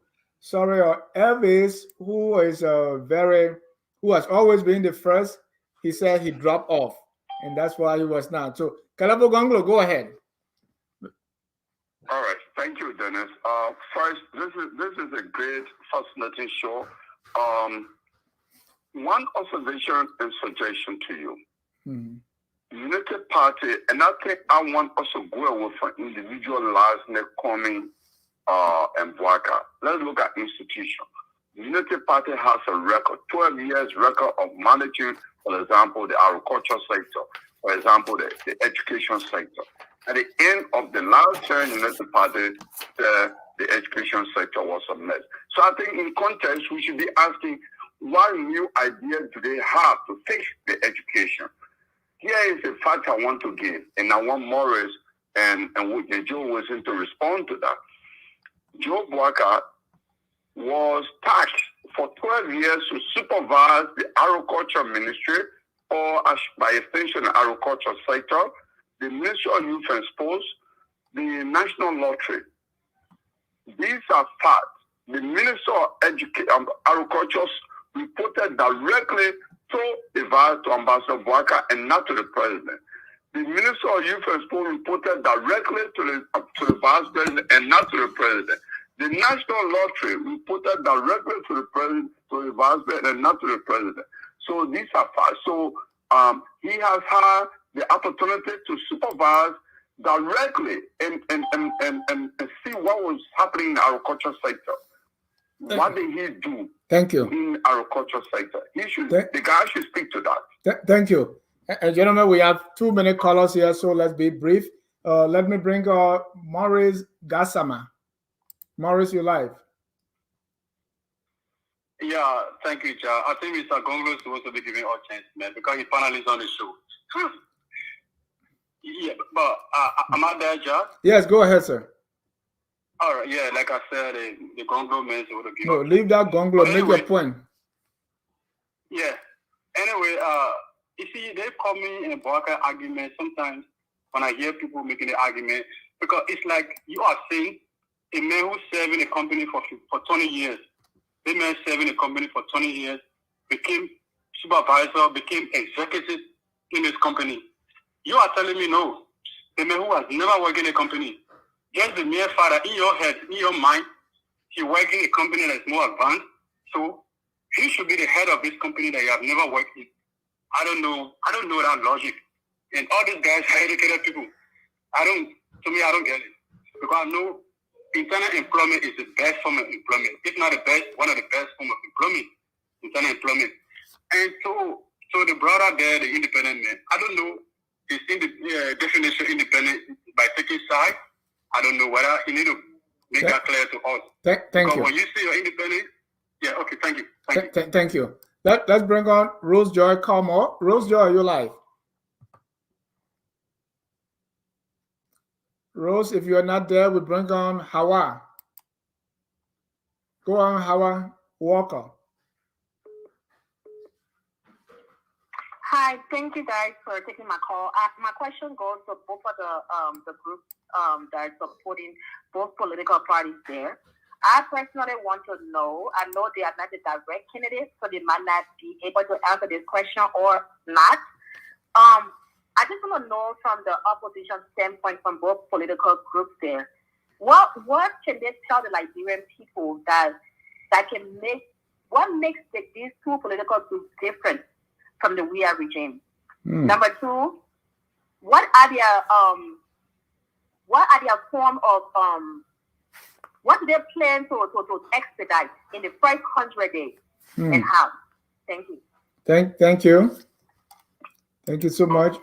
Let's go back to Rose Joy. Rose Joy, are you there now? All right, let's bring on Chairman Josh Toto. Yeah, thank you. This is a very good debate. I gotta enjoy the debate. My question concern is to the both things. You know, we keep hearing about economic model, economic theory they are using. You know, if you look at the election for that or 2010, we're talking about 5 months for that, and at this stage we keep talking about economic model, economic theory. Which one we use? The photo in Liberia, do they understand the big terminology in terms of the economic theory and model? I think we should be more practical. We should be more practical to be explained it in detail, you know, so the people can understand the message. I mean, they are making some very good statement, but the people out there, they really understand the message, the economic model, the theory they are talking about. They should be more practical, you know, to address it. Like people in the theory talk about GDP. Like the people in local country or in Garguah country understand what we talking about GDP. Right. So that is more practical. Peter was talking about for foundational education. That's a very good point. But what is for foundational education? You know, kind of the law. So the law may understand no terminology is good on your side. And then my question is to Morris and Wilson also to LPFC Vanish, where other Joe Boakai are your vice president. Can they really talk about that? You said LPMC vanished when Joe Boakai was vice president? Yeah, when Joe Boakai was vice president, the Unity Party government, I think the government dissolved LPMC. Okay. All right. And then people in Sino, in Lofa, they have community colleges, so I think they understand these things. But thank you so much for calling. Let's go back. Rose, are you there now? Rose Joy, are you there? All right, let's go to Alex Nimle. Alex Nimle, go ahead, you're live. Oh, thank you, Dennis. You know, I'm sitting enjoying the topic tonight. And, you know, like we give Unity Party 12 years. Out of 12 years, nothing we've seen are working. At the same time, folks from Unity Party will still come back and tell Liberian people that, oh, they did not support Unity Party. So we don't really know where record Joseph Boakai is running on. You know, we gave them 12 years for the betterment of our country, and we found our country at this time putting all the blame on Joshua. With all the money that went in the country, 12 years, nothing we achieved. Right now we're talking about somebody who will move that country better, and who is that person? Alexander Cummings. So with Alexander Cummings, we believe that Liberia will be one of the best in Africa. He will try his best. But now we're with the Unity Party. Thank you. Thank you. Let me go to Mr. Aliyu Kamara. Hello, Dennis, Ja, and the rest of the guys. I'm focused on Liberia. I said Joe and Morris, you guys should calm down. Don't get addicted. This is only an exercise. Whatever the ANCers are discussing tonight doesn't go anywhere. We see they are rating in Liberia regardless of this. So it doesn't mean anything. But Dennis, I want to say this to our focus on Liberia. When people come on the show and they make certain statements, you have to press them for evidence. When this man said that George Washington was a businessman, but what he failed to also mention was that George Washington was a soldier. He was in the military. George Washington a librarian. What? Is it George Washington said a librarian? You know? So he refused to mention that intentionally to mislead. The other guy keep talking about Joseph Boakai ADA. Let me tell us what's ADA. Another thing, he keeps saying that there was a report from the United States, that LPMC, blah, blah, blah. I've been looking for that report. I've been looking for that particular part of that document. Can you ask this guy to prove that, to give us the part of that document that he's actually talking about? Another thing, when Doe took over in 1980, did he remove Joseph Boakai for LPMC to the Ministry of Agriculture? At 1980, what time 1980 is he talking about? Is Joseph Boakai in that report? So we have to ask these people to prove some of the things they say. Don't just let them just throw stuff out there. Yeah. And I wanted to ask you, what was the purpose of bringing Robert Garguah on here tonight? I listened for minutes upon minutes trying to get any logic from this boy. Absolutely nothing. Thank you. You always attack Robert, man. So cut that out. Thank you. Thank you. Let's go to Mr. Evans Morris. Evans, sorry that the system kicked you out, so you are not the first caller today. Yeah, it's a conspiracy against me, but it's all good. Hello to you, Mr. John. Hello to the panelists. I want to be very brutally honest on this platform tonight. With all due respect, I agree with the ANC people in terms of politics and my political leaning. I agree more with them. But purely on the substance and on argument tonight, I must give it to the JMB team. I think Morris and Joe did an excellent job in speaking to the local people in the country. Speaking about politics being local. Look, gentlemen, on the ANC side, you can't be theoretical with your solutions. You have to be practical and personable with the solutions to the country. Morris there, for example, working in the Ellen government. I would think he has a more detailed and more nuanced understanding of the society as a whole in Liberia. We in the United States, we go to school or we work here, we live majority of our lives here.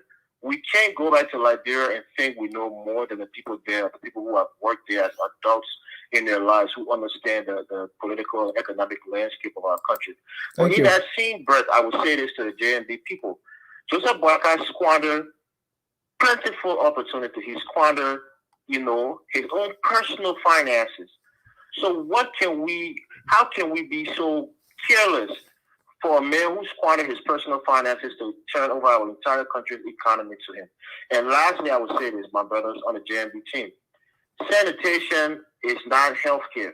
There's that old saying, prevention is better than cure, but the reality is healthcare as a whole in totality is more complex than just sanitation.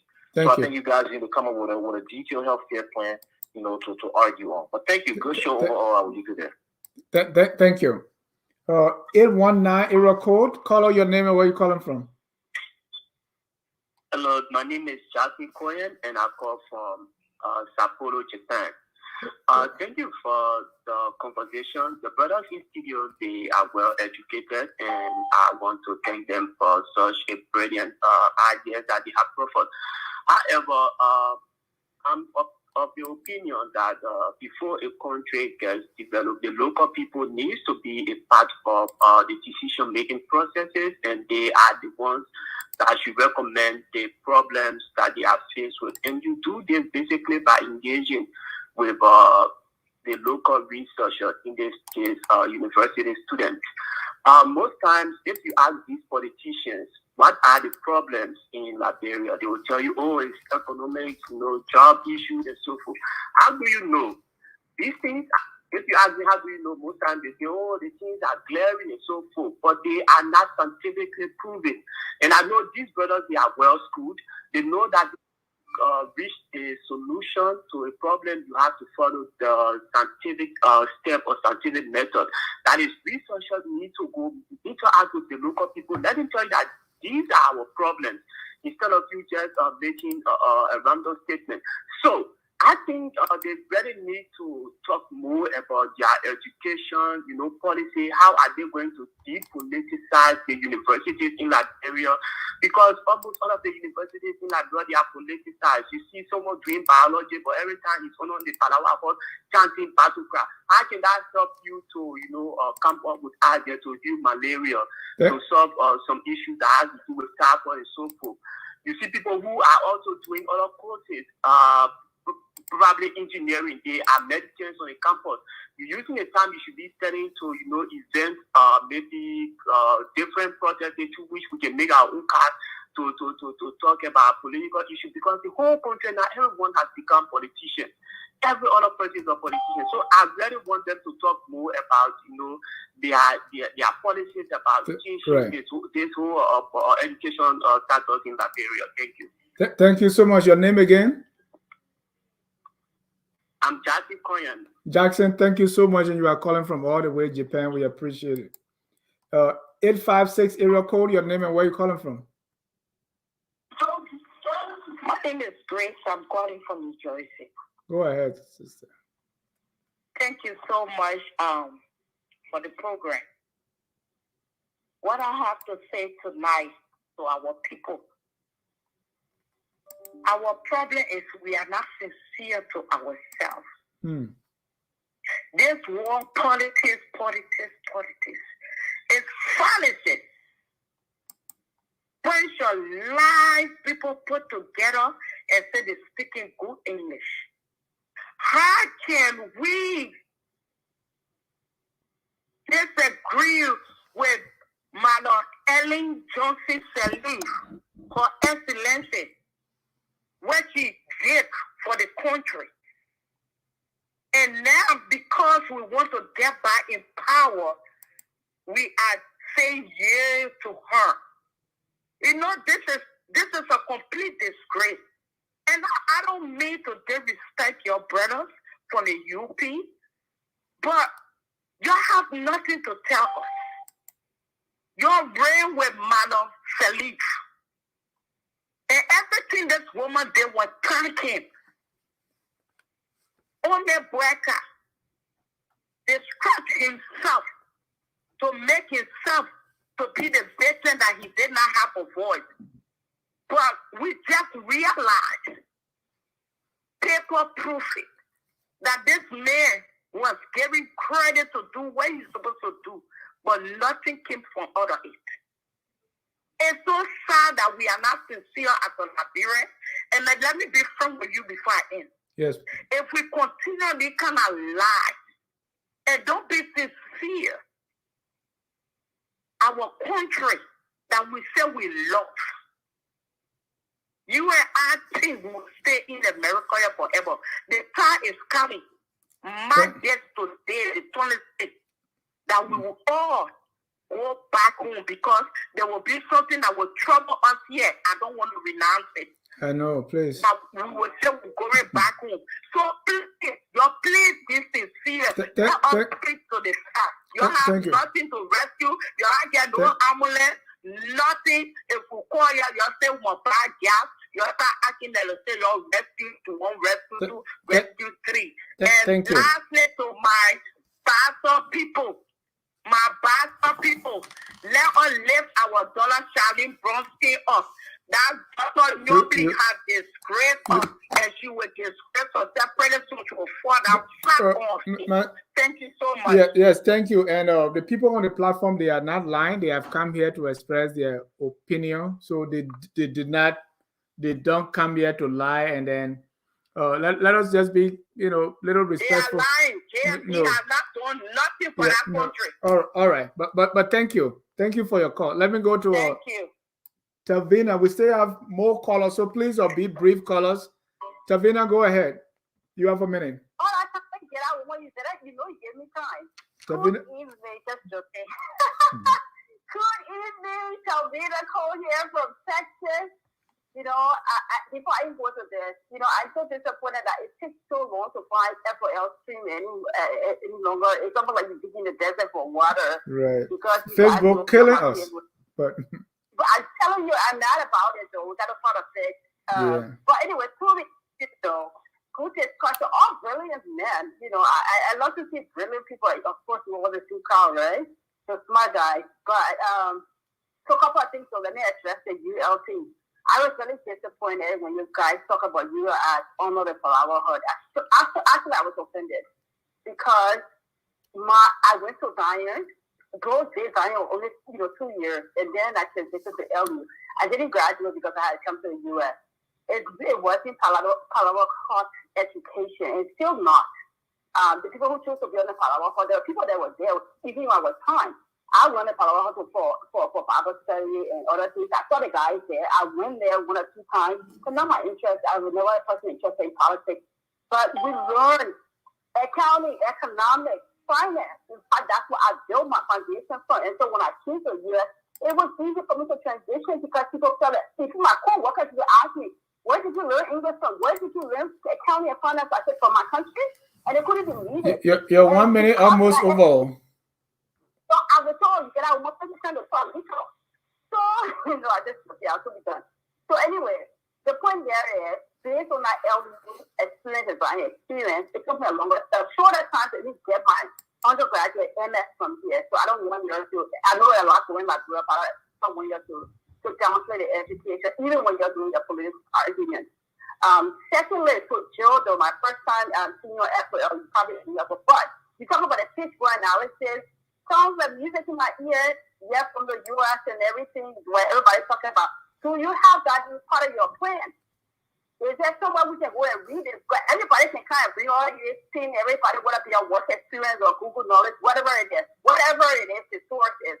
I like reading, so I like to read all of your stuff when you come here and be, something. I don't want nobody to get me no talk here on social media. I want to see the paper. I want to see the website. I want to see the document. I love to read.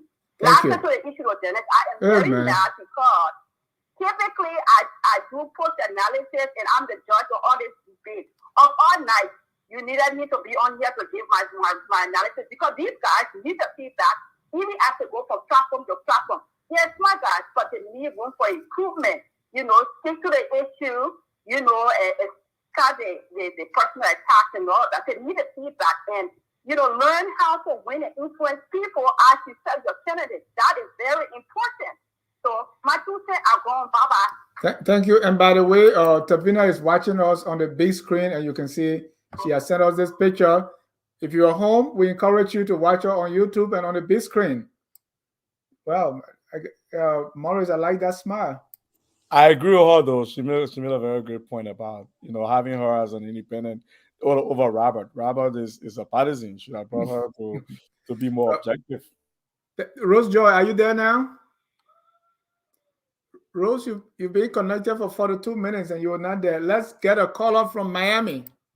Your name and where you calling from. Caller, are you there? Let's go to Trocon Bayou. Trocon, 1 minute. Yeah, good evening, panelists. Amazing team tonight, right? I really enjoyed the debate. Yeah. Maurice, Joe, Duke, Coach, thank you guys. This is the kind of debate we like. But debates are won with facts and how eloquently you express your views. I don't like the issue of people saying something be taken out of content. I don't think what you guys meant about how they were referring to the University of Liberia education. I don't think so. I think they were like, sometimes people gather on the Palabra and they just talk and sing slogan at times and try to, motivate people, but no facts, sometimes no facts, So they were not trying to penetrate the University of Liberia education system. I doubt it. I think they still were taking out of content. Debates are one on facts. There's a question I was asked and no one answered. What have Joseph Boakai done that change things or change the lives of Liberian people? Give me an example. And the Joseph Boakai team did not do that. So if I were one of those judges grading the debate, I would say the AS or the CPP team won tonight. I justified. So thank you. Thank you. Adman Salif, our governor consultant, is also watching. Mr. Salif, go ahead. Thank you. Good evening, gentlemen. Great debate, great discussion. I just have 2 quick comments. I think the debate was really fun until you started going sort of at harmony, like personal. I think that's where it went bad. Like the previous caller, debates are won based on rhetorical techniques, style, evidence, persuasion. Debate ultimately is about persuasion. How you make your case, your argument, and bring it together. It convinces the viewers and listeners. So I think that what we saw here tonight is sort of a microcosm of what we're seeing in Liberia general as well. With even the principals themselves and these teams in the country when we push for strategy, evidence as well. Can we see a platform? Can we see a manifesto? We can go to the economy, how, show.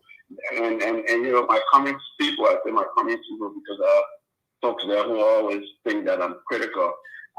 That's the issue I have. You said Mr. Cummings brings new and Jayjay Duke, this was to you. I hear Cummings that brings new style and kind of leadership. I do not disagree. But you have to show me. You have to give me, like the previous caller, examples, ways that he's demonstrated his leadership. And so that you make that argument. Then someone says, "Well, he hasn't demonstrated." He needs to be there first before he can demonstrate.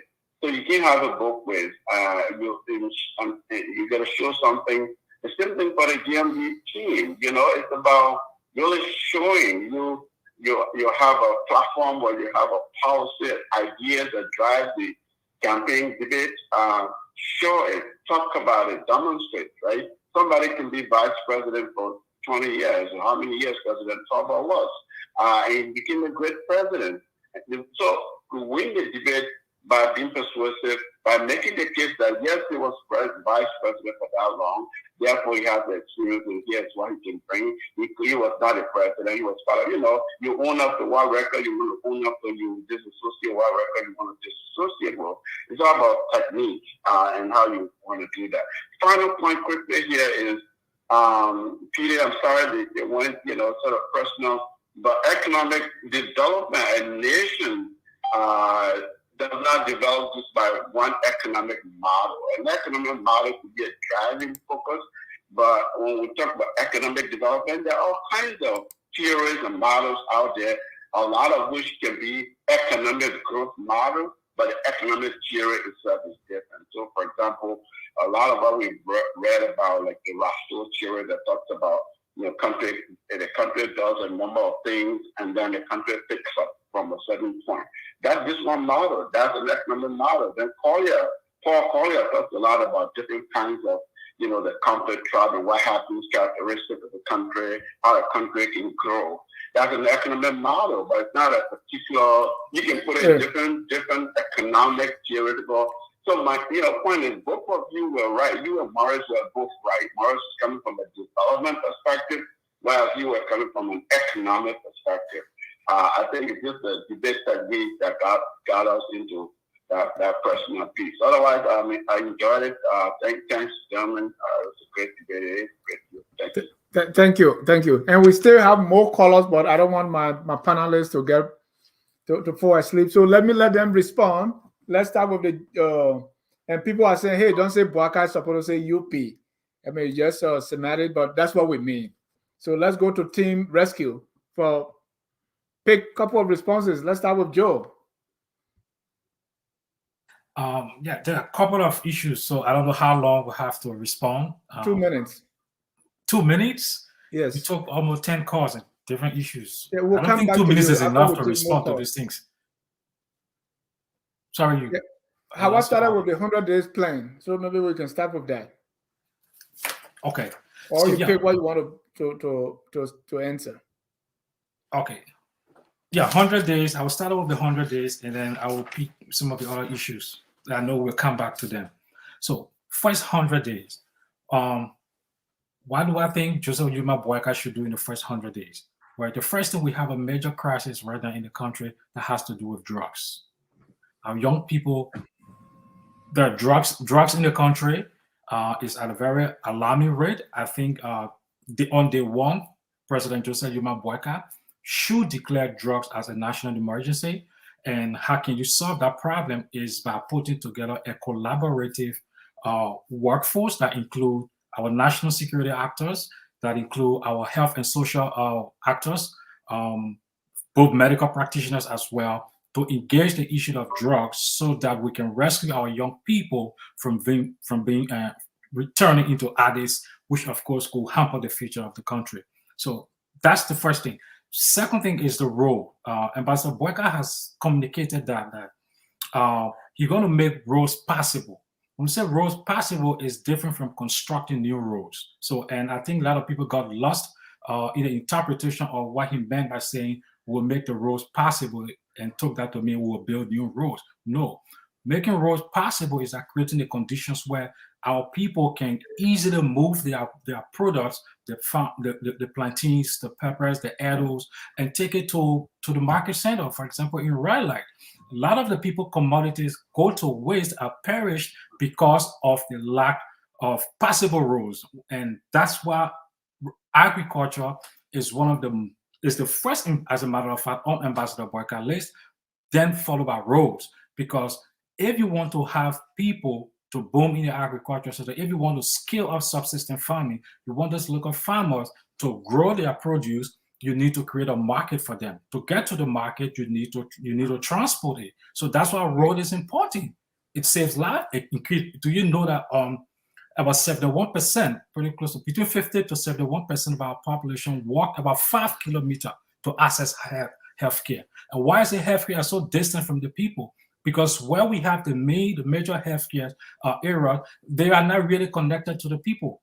Roads again becomes a problem. So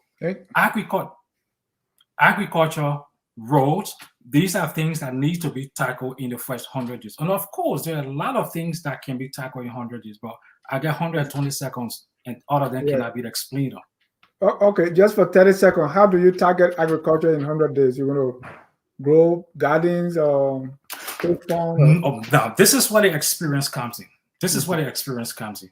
We already know what the status of our agriculture is. The very first thing is getting the products from the farm to market. That is the first and foremost thing.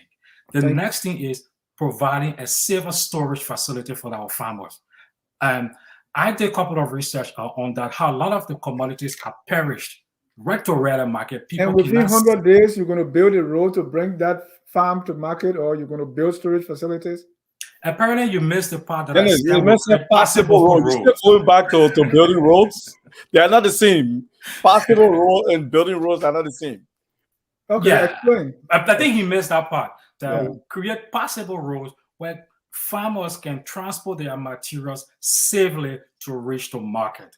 That is the first thing, and it is doable in 100 days. What does passable road mean? Explain it to me. Passable road means roads, for example, that put things in context. If you go into the southeast, right, you know the road connecting to Grand Gila, Maryland, it is very deplorable, especially during the rainy season. It gets bad. What you need to do is to bring that road up to the speed or to a level that cars can move. That doesn't mean you're reconstructing the road and building a new road. Thank you. That's what passable roads roads making up. So thank you. Let me go to the fixer team. Oh, so I don't have any. No, I'll come back to you. Okay, all right.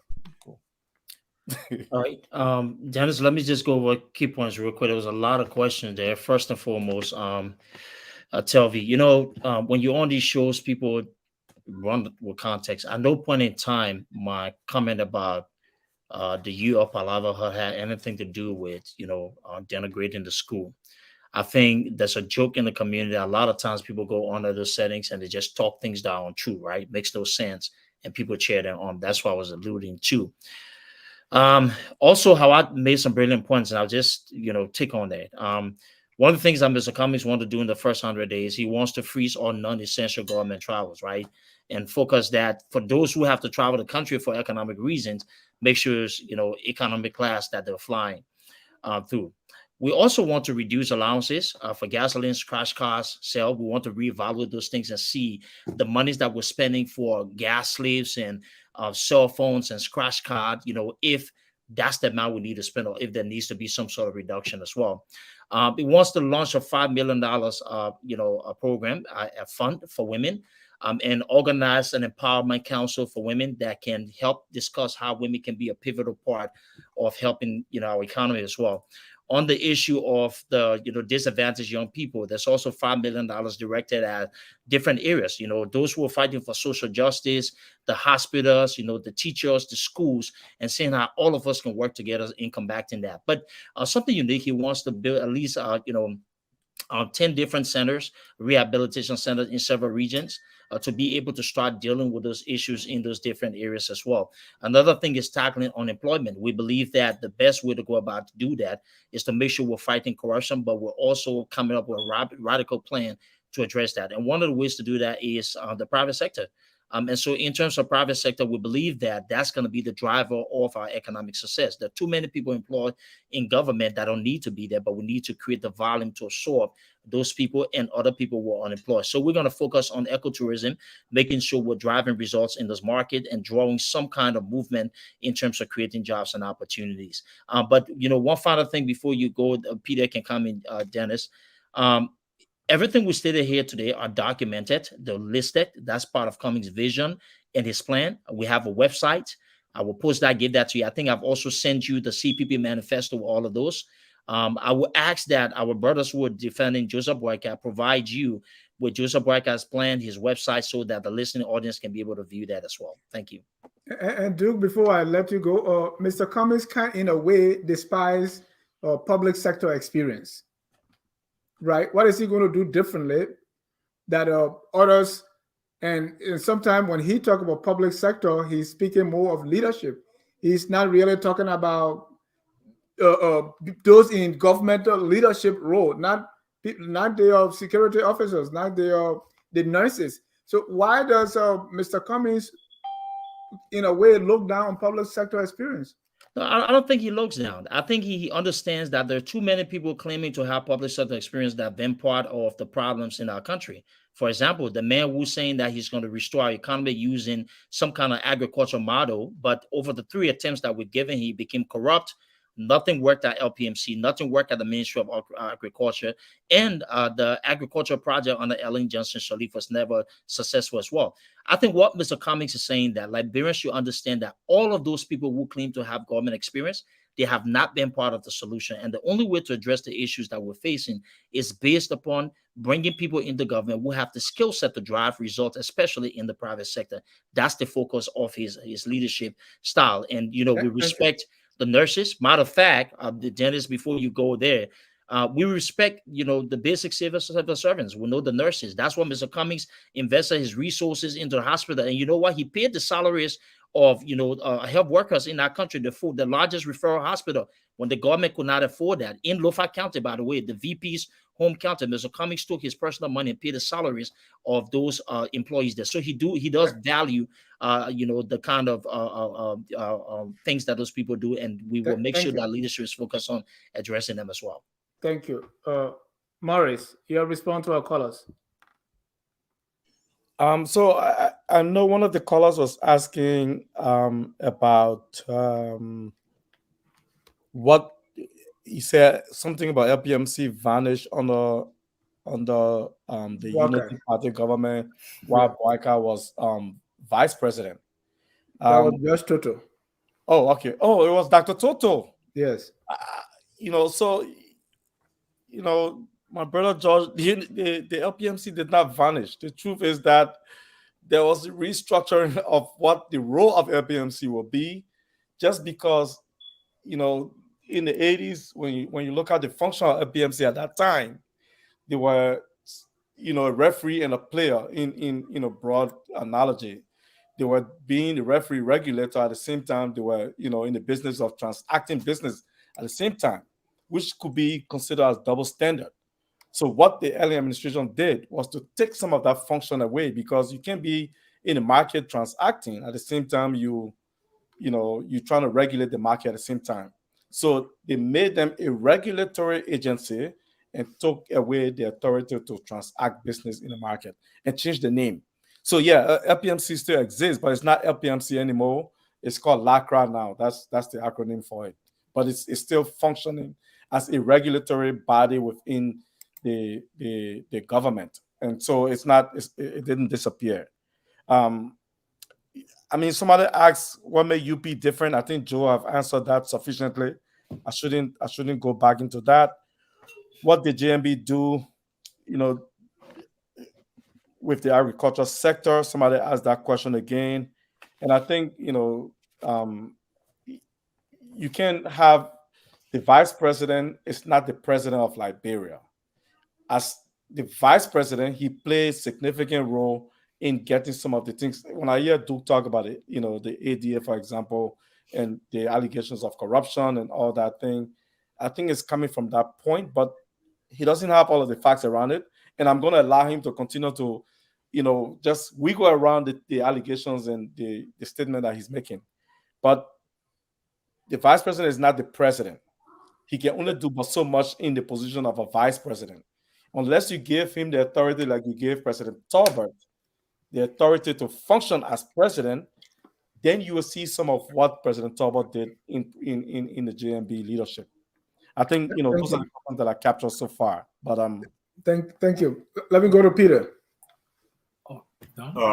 Yeah, a few things I wanted to touch on first and just drive Duke's point a little bit. When Duke made a joke about battle cries, that was not to denigrate the University of Liberia. I make that point for a reason. The UP party have this bad habit of projecting whatever they're feeling, thinking onto other people. Like when they say, "Oh, you don't talk down to anyone's education," you couldn't go back at any point in this discussion where we talk down, I or Duke talk down to anyone's education. You didn't hear us talking about anyone's accent. Only one group of people did that. Only Joe talked about how we spoke, our accent, and how, because you have series. Nobody talked about accent. They can the listeners can go back and replay the video. No one put down anyone's education. Joe's the one who said, "Oh, half educated." We didn't do that. We just stuck to the point.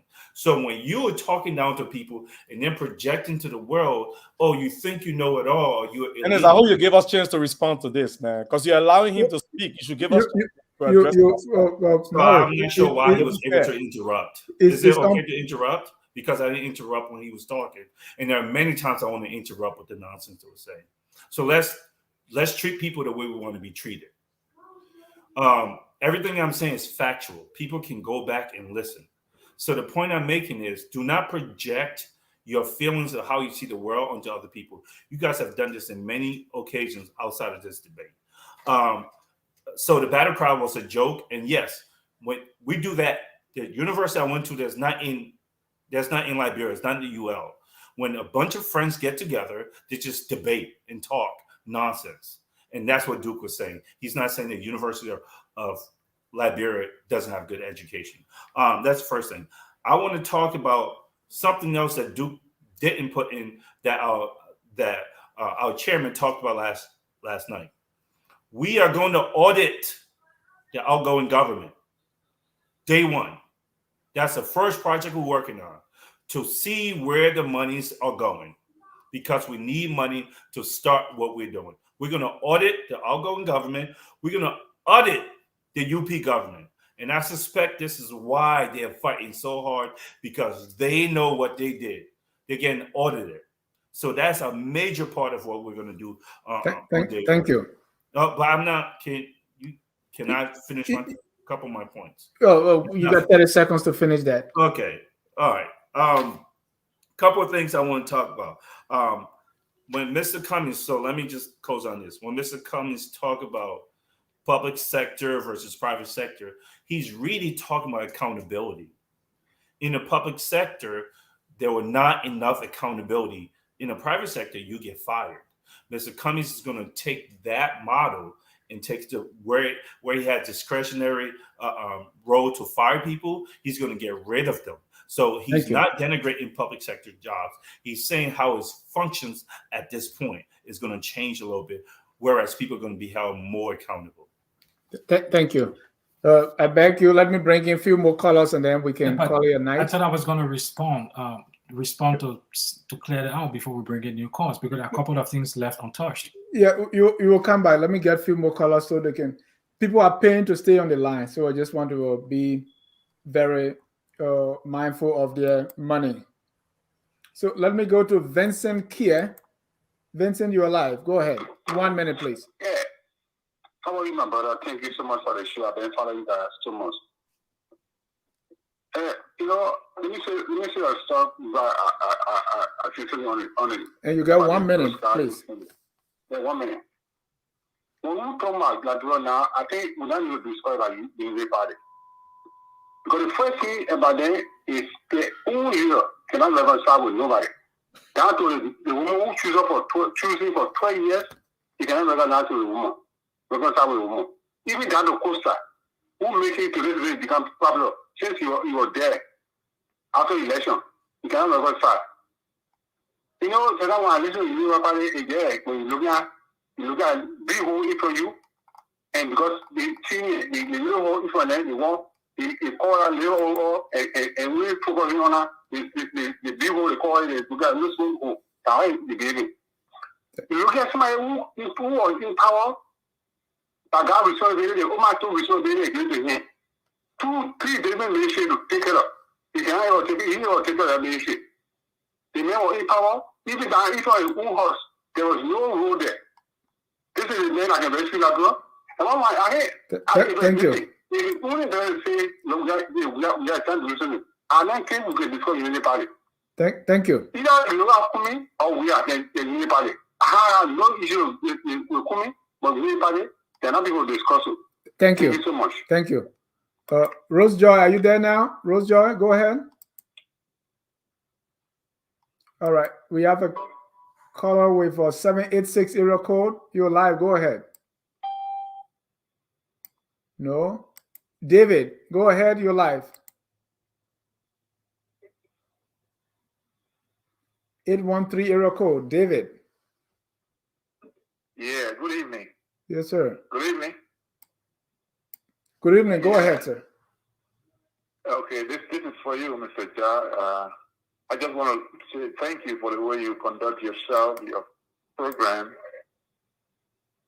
you know, especially when people are calling in, you give them time to express what they have to express and not cutting them off. I've listened to other platforms and people are in the habit of maybe someone trying to express something and if they don't like that, they go ahead and cut them off. But you are taking time with these people that are calling in.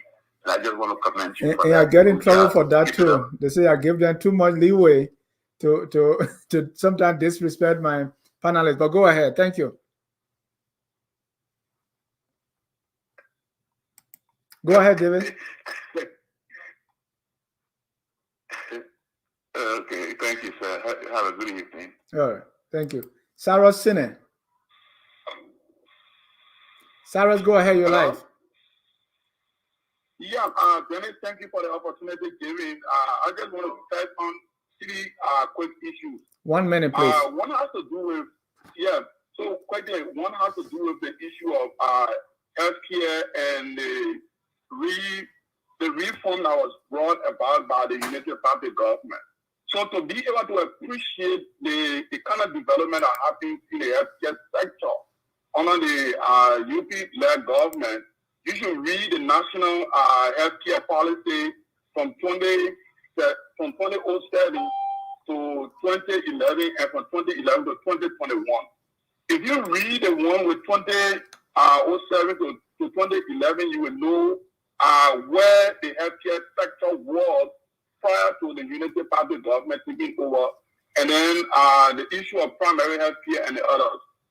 So besides that, the other thing I would also want to comment on, I want to disagree with my professor Garguah, who talked about issue of evaluating our political parties.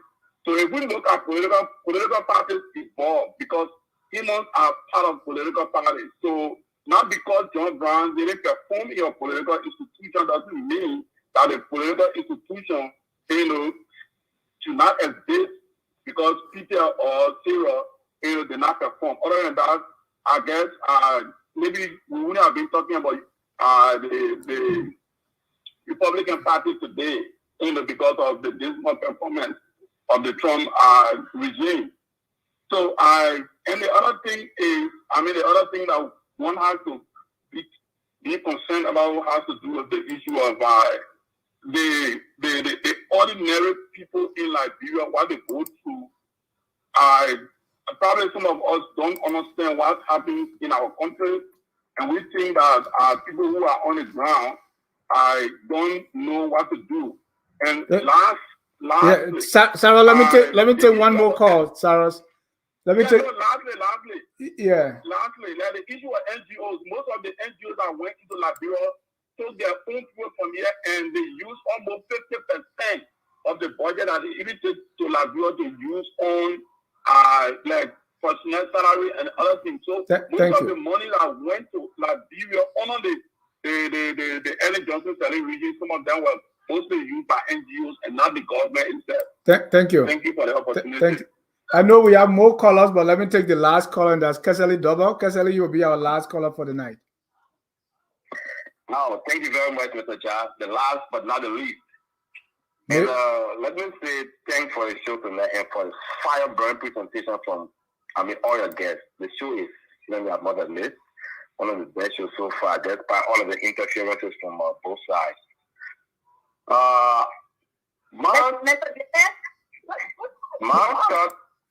Hello. Hold on, Rose Joy. We are closing now. Rose, you've been gone forever. Go ahead. Go ahead, Keseli. Yeah. Okay, so Mr. John, my thought on the issue with Liberia's problem right now with all of the presidential candidates who are vying for this position, right? And I've said it and I'll continue to say it. When we had this Ebola, when we just had the COVID-19 here, we were looking for antidote all along. And the best thing we thought we could do was someone who had, had the virus before, and we thought that the blood of the person who had served as a better antidote, and they were able to survive the virus. I think that's how it is done in the medical field. I'm not a medical practitioner, by the way, but I think that's how it is done. So, having said all of the politicians in Liberia, and with JNB, who have gone through all of these corruption saga all over the place in Liberia, all along. And by the way, Liberia's biggest sickness is corruption. Any presidential candidate or any president who can battle the issue of corruption, you will solve 95% of Liberia's problem.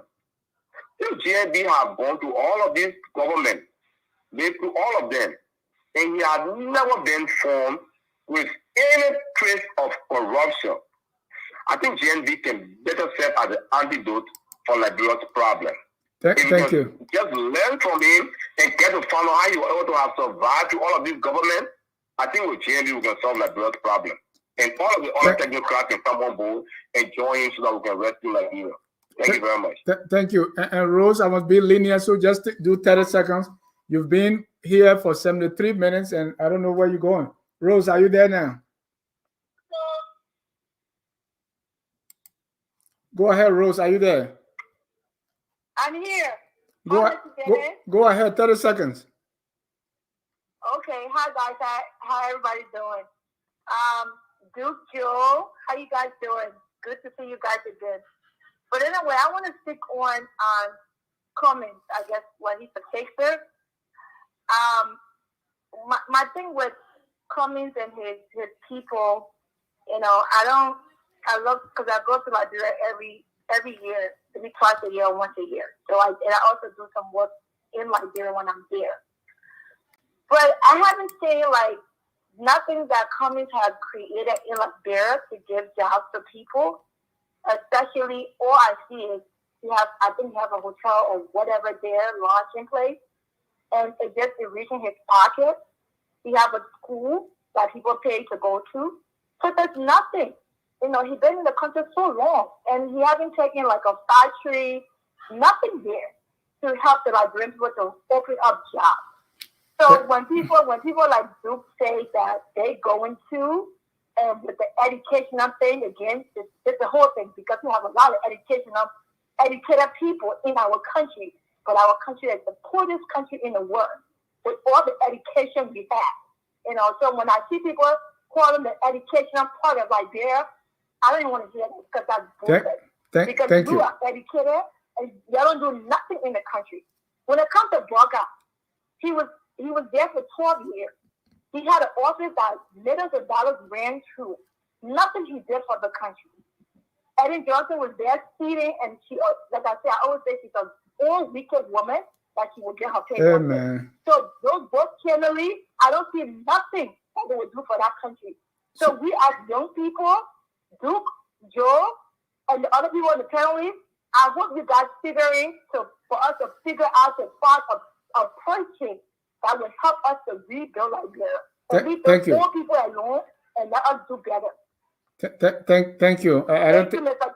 Thank you. I don't think that's nice to me, an old man, that we can do better. Well, we are still have callers there, but we'll end it that now. And let me go back to our panelists so that for responses, respond and then we'll close. So you do your response to each other, and then we can have your closing comment. Let me start with Joe Wilson. Joe, you said you have something to say. Unmute yourself, please. Sorry about that. Yeah, a few things to respond to. The first thing, I like the fact that my colleagues have acknowledged that they erred when they try to talk down on our folks at the University of Liberia, and because we raised it, so they accepted that mistake. It's part of the learning process. It's part of how you get to understand the society, how you understand the society, and how you respond to things, right? That's one thing. So there are few things I've heard on this show over and over. One is referencing the LDA project that people try to link with Ambassador Joseph Boakai. Well, if you read the details around the project, the failure of that project, you get to understand that it was not Ambassador Joseph Boakai that was actually managing the project. And you got to go and research Wendell McIntosh, and you see how Wendell McIntosh played along with the Libyan government. And at the end of the day, he tried to double cross our parties on the side. And that's what led to the collapse of the LDA the ADA program in Lofa County. So it is just rumors, and there's no truth in it that link Ambassador Boakai to any form of corruption. The next thing I want to correct here, right, has to do with this report from Edward Kennedy that my colleague keep mentioning. It is unfortunate that you try to take half truths, and spread and try to take the records of Ambassador Boakai. There is a comment from that report. I've been reading that report since I was in grad school a couple of years ago. But here's one thing I want to draw your attention to, Dennis, and the audience. Now, in a report, the report actually listed the Liberian government as not being falling in line in terms of promoting accountability in the development assistance, the PL480 project that they were receiving from the United States government. It did not say because of Ambassador Joseph Boakai. As a matter of fact, the report categorically listed the Liberian Agriculture and Cooperative Development Bank that could not make payments of funds it received at the time. In addition to that, the Liberian government did business with vendors who failed to do the work they were paid to do. So as a result of the weaknesses in the government accountability system, that report clearly states that. So it is so unfair, it is so disappointing that people will run with the half-truths just because they want to align the reputation of Ambassador Joseph Boakai. It's unfair. You got to be sincere to your audience. This is not politics. This is blackmail. So now the next thing I want to emphasize, and for the record, let me clear. I did not speak to anyone about whether talking down on them or saying anything. That did not come from me. I didn't mention anyone specifically. So let's make that clear. People have to be honest. When they try to accept their faults. Thank you, Joe. Oh, you just called me off? Yeah, Joe, it's 2 minutes. This is unfair, Dennis. Let me go this to is the other unfair.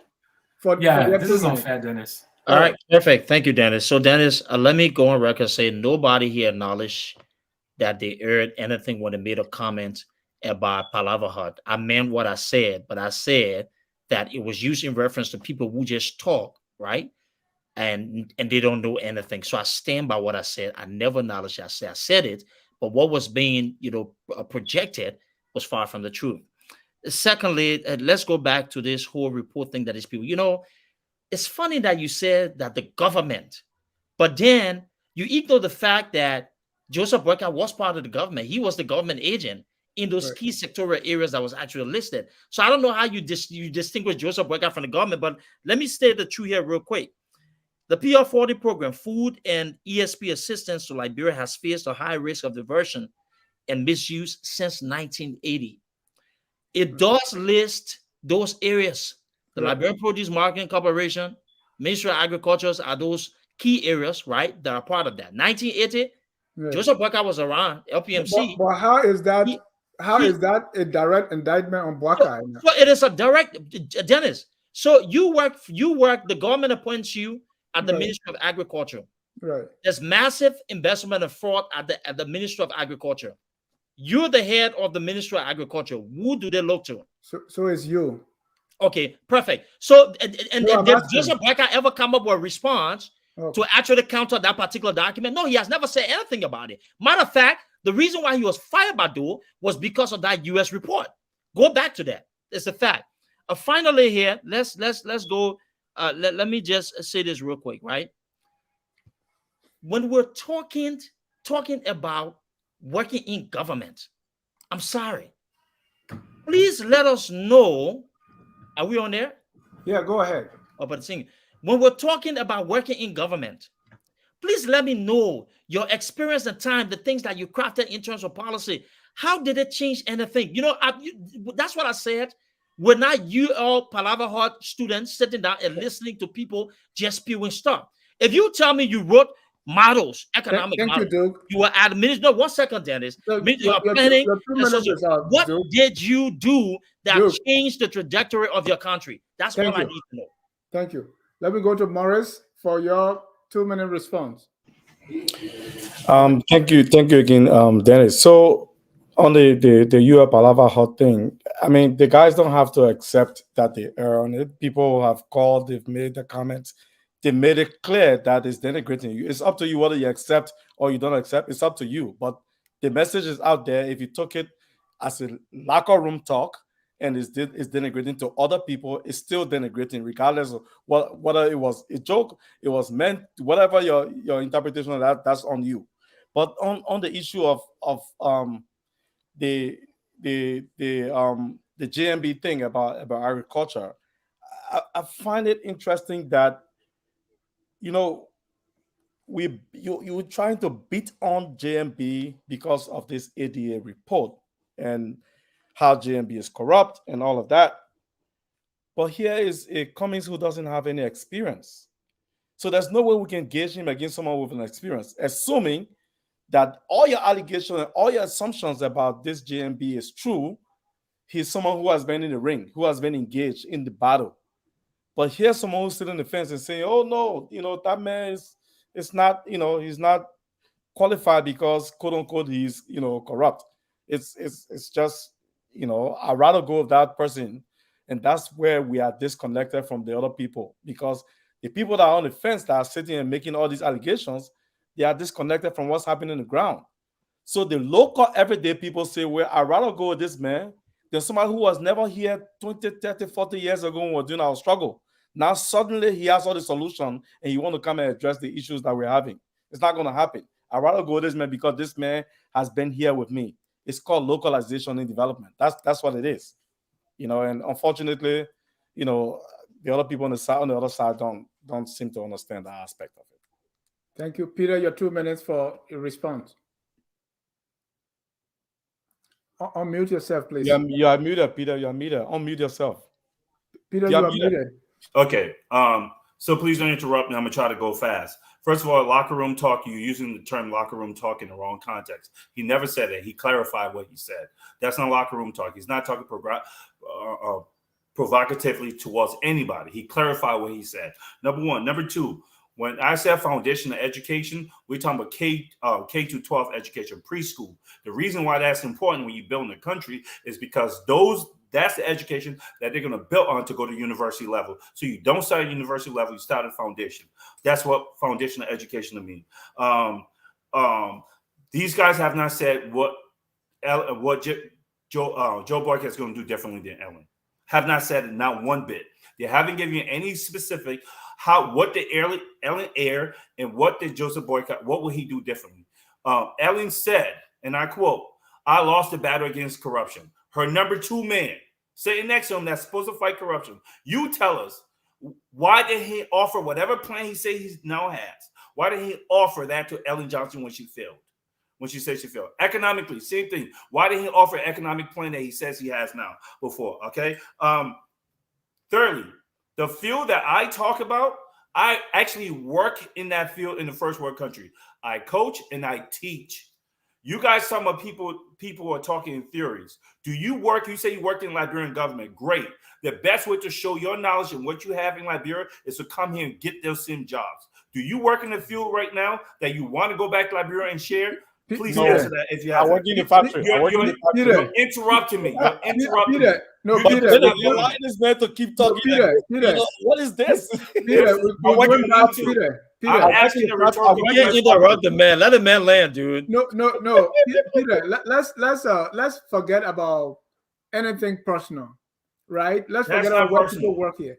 Okay, that's not personal, but it's not okay for him to interrupt me neither. It wasn't personal. You asked me a question, I answered a question. You said he's interrupting again. I said I work in the factory. You asked me a question, I answered it.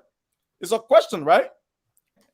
Peter, please, you have 30 seconds. Please. Boris, don't take this. How do I have 30 seconds for you to allow him to interrupt me? No, Peter, I don't want you to go that route. I don't want you to be talking about, hey, where do you work? If you did this in Liberia, but where you work here? I did not say where do you work. I didn't say where you work. You cannot interrupt me and divert me from my points I'm making, and you allow him to interrupt him. Please don't do that. That's unfair. No, Peter. Okay, I'm going fast, and if I know you're going. I have more than 30 seconds. You're breaking my flow. Don't let him do that. Right, Peter. Peter, I will interrupt if I know that you're going personal. I don't want this debate to deteriorate. I didn't go personal. Okay, I consider that personal. That's fine. That's fine. When you try to tell people they're disconnected and they don't know because you worked in the field system, you better show that you're able to do that in a first world country. I can show it. Next thing, it's tough to have a debate when we have to speak in sound bites. It is way too quick. The time is not enough for us to get into detail. That's why these people are able to even function in this debate, because we need to get to the real points and read it, ask questions back and forth, and hold them on it. We're not able to do that. Okay. Lastly, divide and rule. That's all these people are good at, besides projecting and lying and making excuses. Divide and rule. Oh, you haven't been to Liberia? As a matter of fact, I go to Liberia all the time. I've been to Liberia 3 times in the last year. The last 5 years I've been going home. That's my home. I call my people. I talk to them. That's home. I'm a Liberian man to the day I die. So don't try to sit here and act like you're more Liberian than anyone else because you did something. I just came from Liberia. It does not matter. You're trying to divide us, and it's not going to work. Do you have the answers for our people? You don't have to be on the ground to have to live on the ground to have the answers. Mr. Cummings has the answer because he has bureaucratic experience. So go look up what bureaucratic experience is, and then you'll understand that. Thank you. Ladies and gentlemen, tomorrow at 7 p.m., we're going to continue our series on presidents of Liberia on the Liberia History Channel. And we're going to be focusing on President William V.S. Tubman. That will be part 2. Last week, we dealt with more of his autobiography. This time now, we're going to go into more policy and his leadership. Well, gentlemen, thank you so much for the time. I know we didn't have all the time to cover everything we wanted to cover. And it's always a learning experience. We build up from this one and do better next time. At this time, we're going to go around the room to have your closing comment. And this time, we're going to give you, again, 2 minutes each. And we'll go the same way, right? So we start with the fixer starter. And so this time, the rescue will be the one closing. So one person from rescue, one person from fixer. We go back to rescue and then fixer. So rescue, your closing comment. Really appreciate the time. And we thank all of you for coming. We thank our viewers, those who call in, those who wrote comments, and even those who will watch later. Your closing. And in this closing, we want you to summarize and make the case rather forcefully for your team. Rescue.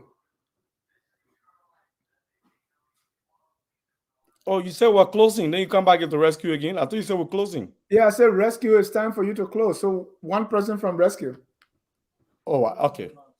I want to thank you first for creating the opportunity for us to talk about our country, Liberia. I think some of the issues that we're having with Liberia is that there is, these different dimensions that people bring to our conversation that are in very small pockets. And those small pockets understanding of the country sometimes, takes away from the broader picture of what is wrong with Liberia and how all of us can fix it. I'm not going to sit here wasting my time explaining about my education, explaining about my experience, or explaining about where I work and what I do professionally. I'm not going to waste my time on that. That is not why I'm here. My goal here is to talk about what is wrong with Liberia and who I personally believe that can help to solve the problem. Whatever that we do at the end of the day, in October, someone is going to get elected in that country. Whoever gets elected, all of us, the onus is on all of us as Liberians to either help that person develop the country and move it in the right direction, or continue to hold those people accountable so that they can do the right thing for the country. It doesn't matter. If Mr. Cummings wins tomorrow, I will personally congratulate Mr. Cummings, and I will stand behind him if he does the right thing. If he does the wrong thing, I'll be the first person to criticize him all the way to the end, like I've done with the CDC administration. If JMB does the same thing, I will stand and do the same thing because I have a record of that. That even when I worked for the Ellen Johnson Sirleaf administration, I was on the record systematically criticizing some of the issues that are wrong with the administration. We don't sit here to try to blow our horn about our education, our experience. If you want to do that, kudos to you. But thank you so much for the opportunity, Dennis. Thank you. Thank you. I appreciate that. Now to the fixer side, you're closing. Yeah, so Dennis, listen, great opportunity here. This is my second, third show today. So it was pretty great to get here and talk to the people as well. Look, let me say this. I think the issue with Liberia is that we have, underperforming public servants attempting to present themselves as change agents. That's a problem, and that's a problem we need to address. Thankfully, the bulk of my experience is not working in government because I've never worked in, a dysfunctional sector. But what I do know is that what has been presented to our people and those who have presented themselves as experts and the solutions have not delivered. And so in that manner, what we've discussed today are options for the Liberian people. We were the only one who provided a working plan by Mr. Cummings, provided a link, provided a document. The individuals here today only said things on the fly. But the truth here is, in the first 100 days, we're going to tackle this issue impacting our young people that we're calling Zocos, the disadvantaged young people. We find, this inclusiveness for women, where we're going to, establish a women council to make sure that we're hearing the opinions in terms of how they can be involved in the economic development of our country. In addition to that, we want to tackle the issue of corruption. We noticed that the vice president was one of those people who have embezzled resources in that country. And so we want to make sure we're auditing them. In the end, Mr. Cummings presents a new narrative that's going to change hearts and minds, and it's going to be based upon his expertise and understanding of the private sector, something we dearly need in Liberia to create real jobs and tangible for our people. Again, thank you, and I really, really appreciate it. Thank you. And Duke, just to be clear, do you have any evidence that Mr. Boakai has embezzled money? I did present to you a Ted Kennedy report that directly linked the office of the vice president at LPMC, the Ministry of Agriculture, and over $400 million that was embezzled through fundings that the U.S. government directed at that particular project. Right. Was the agriculture or ministry auditing is done based upon the fact that that particular establishment, that particular agency was included, and it was during the tenure of the former vice president. No, what I mean was I provided you with a document as well. Yeah, I read that. Was Mr. Boakai investigated and found guilty of stealing any money? Well, Mr. Boakai was accused, right? But remember, after that report was put out, we had a civil war. So Mr. Boakai has not even clarified or spoken to those accusations that was listed in the Ted Kennedy report. So maybe the former vice president can do all the honors and address that. But we know that they fired him because of that particular report. So as of now, that remains an accusation and not... Well, it is fact because there's a document There's not an accusation. It's fact that there's a document, a living document that shows that the office of the the LPMC and the Ministry of Agriculture, in which the years in which the vice president led those areas, there was massive corruption by international partners. There's a document that shows that, and we can't deny that. You have the document in your possession, don't you? Right. What I'm saying is the document says there is massive corruption here, but it does not convict. Well, I mean, it says that during the tenure of the former vice president, corruption was noticed, right? The same way we said that George Weah stole 16 billion from a container.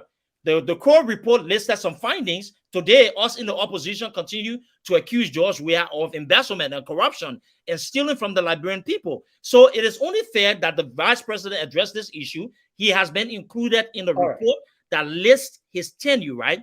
And states that over $400 million in United States dollars was actually embezzled. It is up to the vice president to address these issues.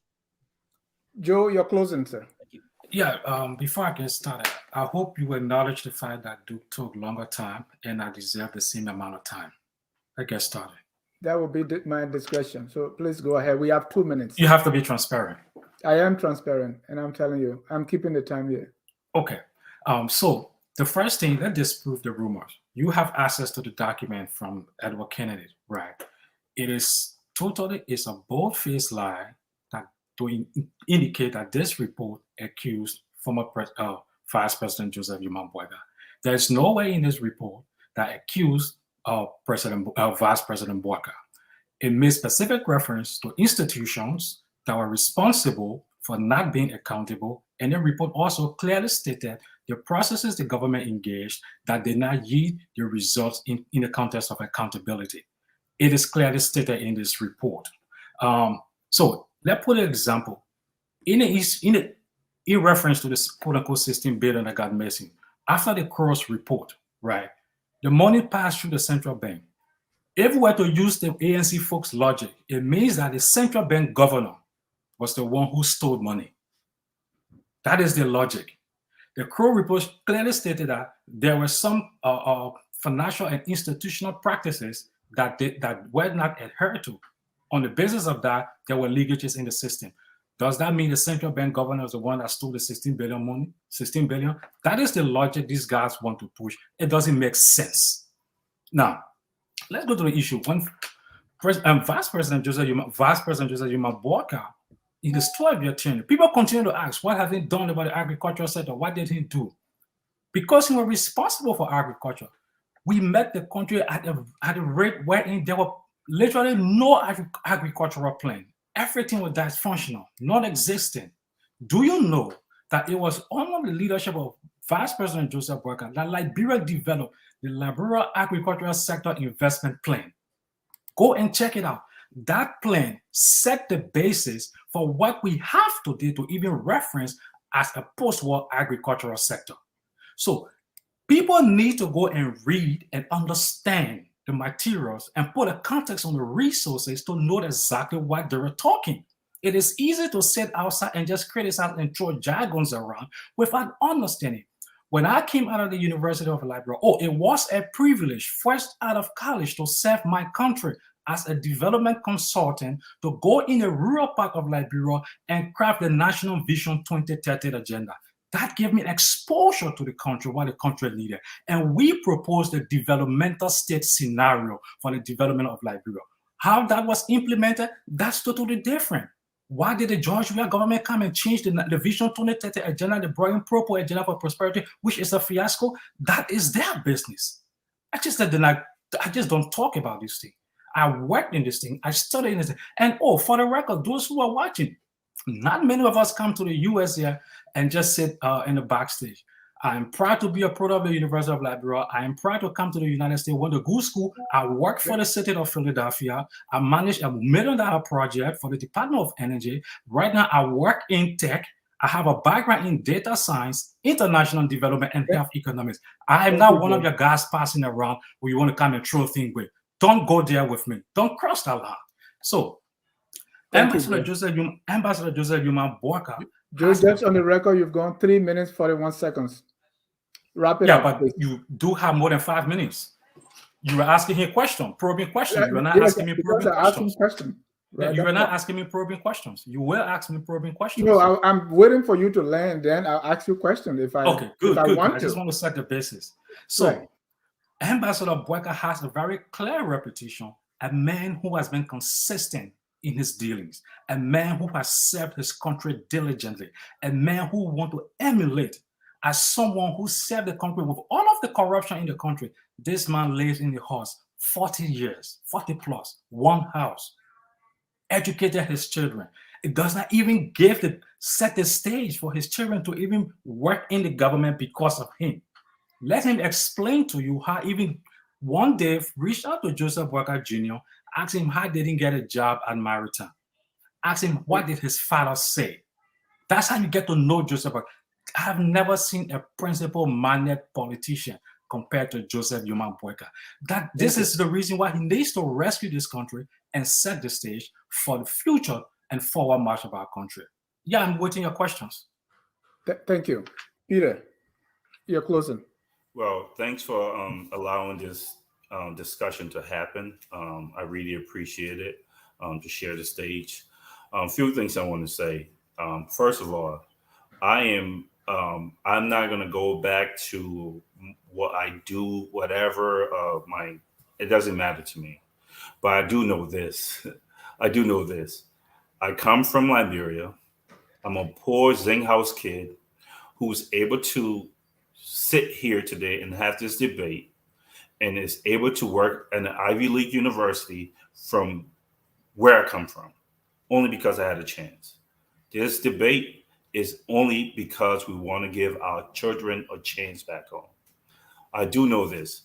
Mr. Cummings will run the country the way it should have been ran for a very long time, because all government job is a bureaucracy.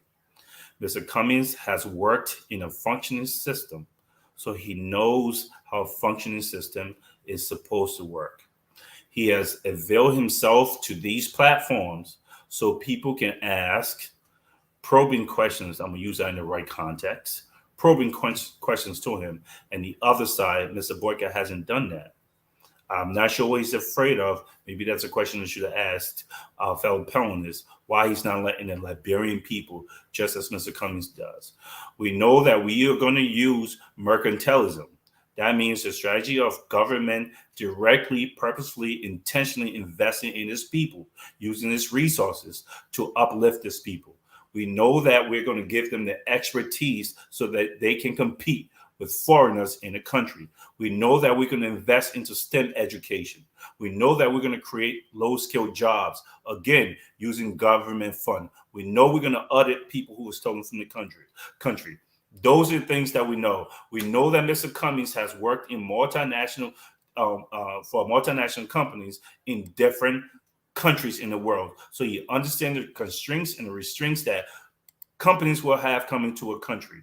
We know that he has that experience, and he did it in a first world country, in a Fortune 500 company on a very, very high level.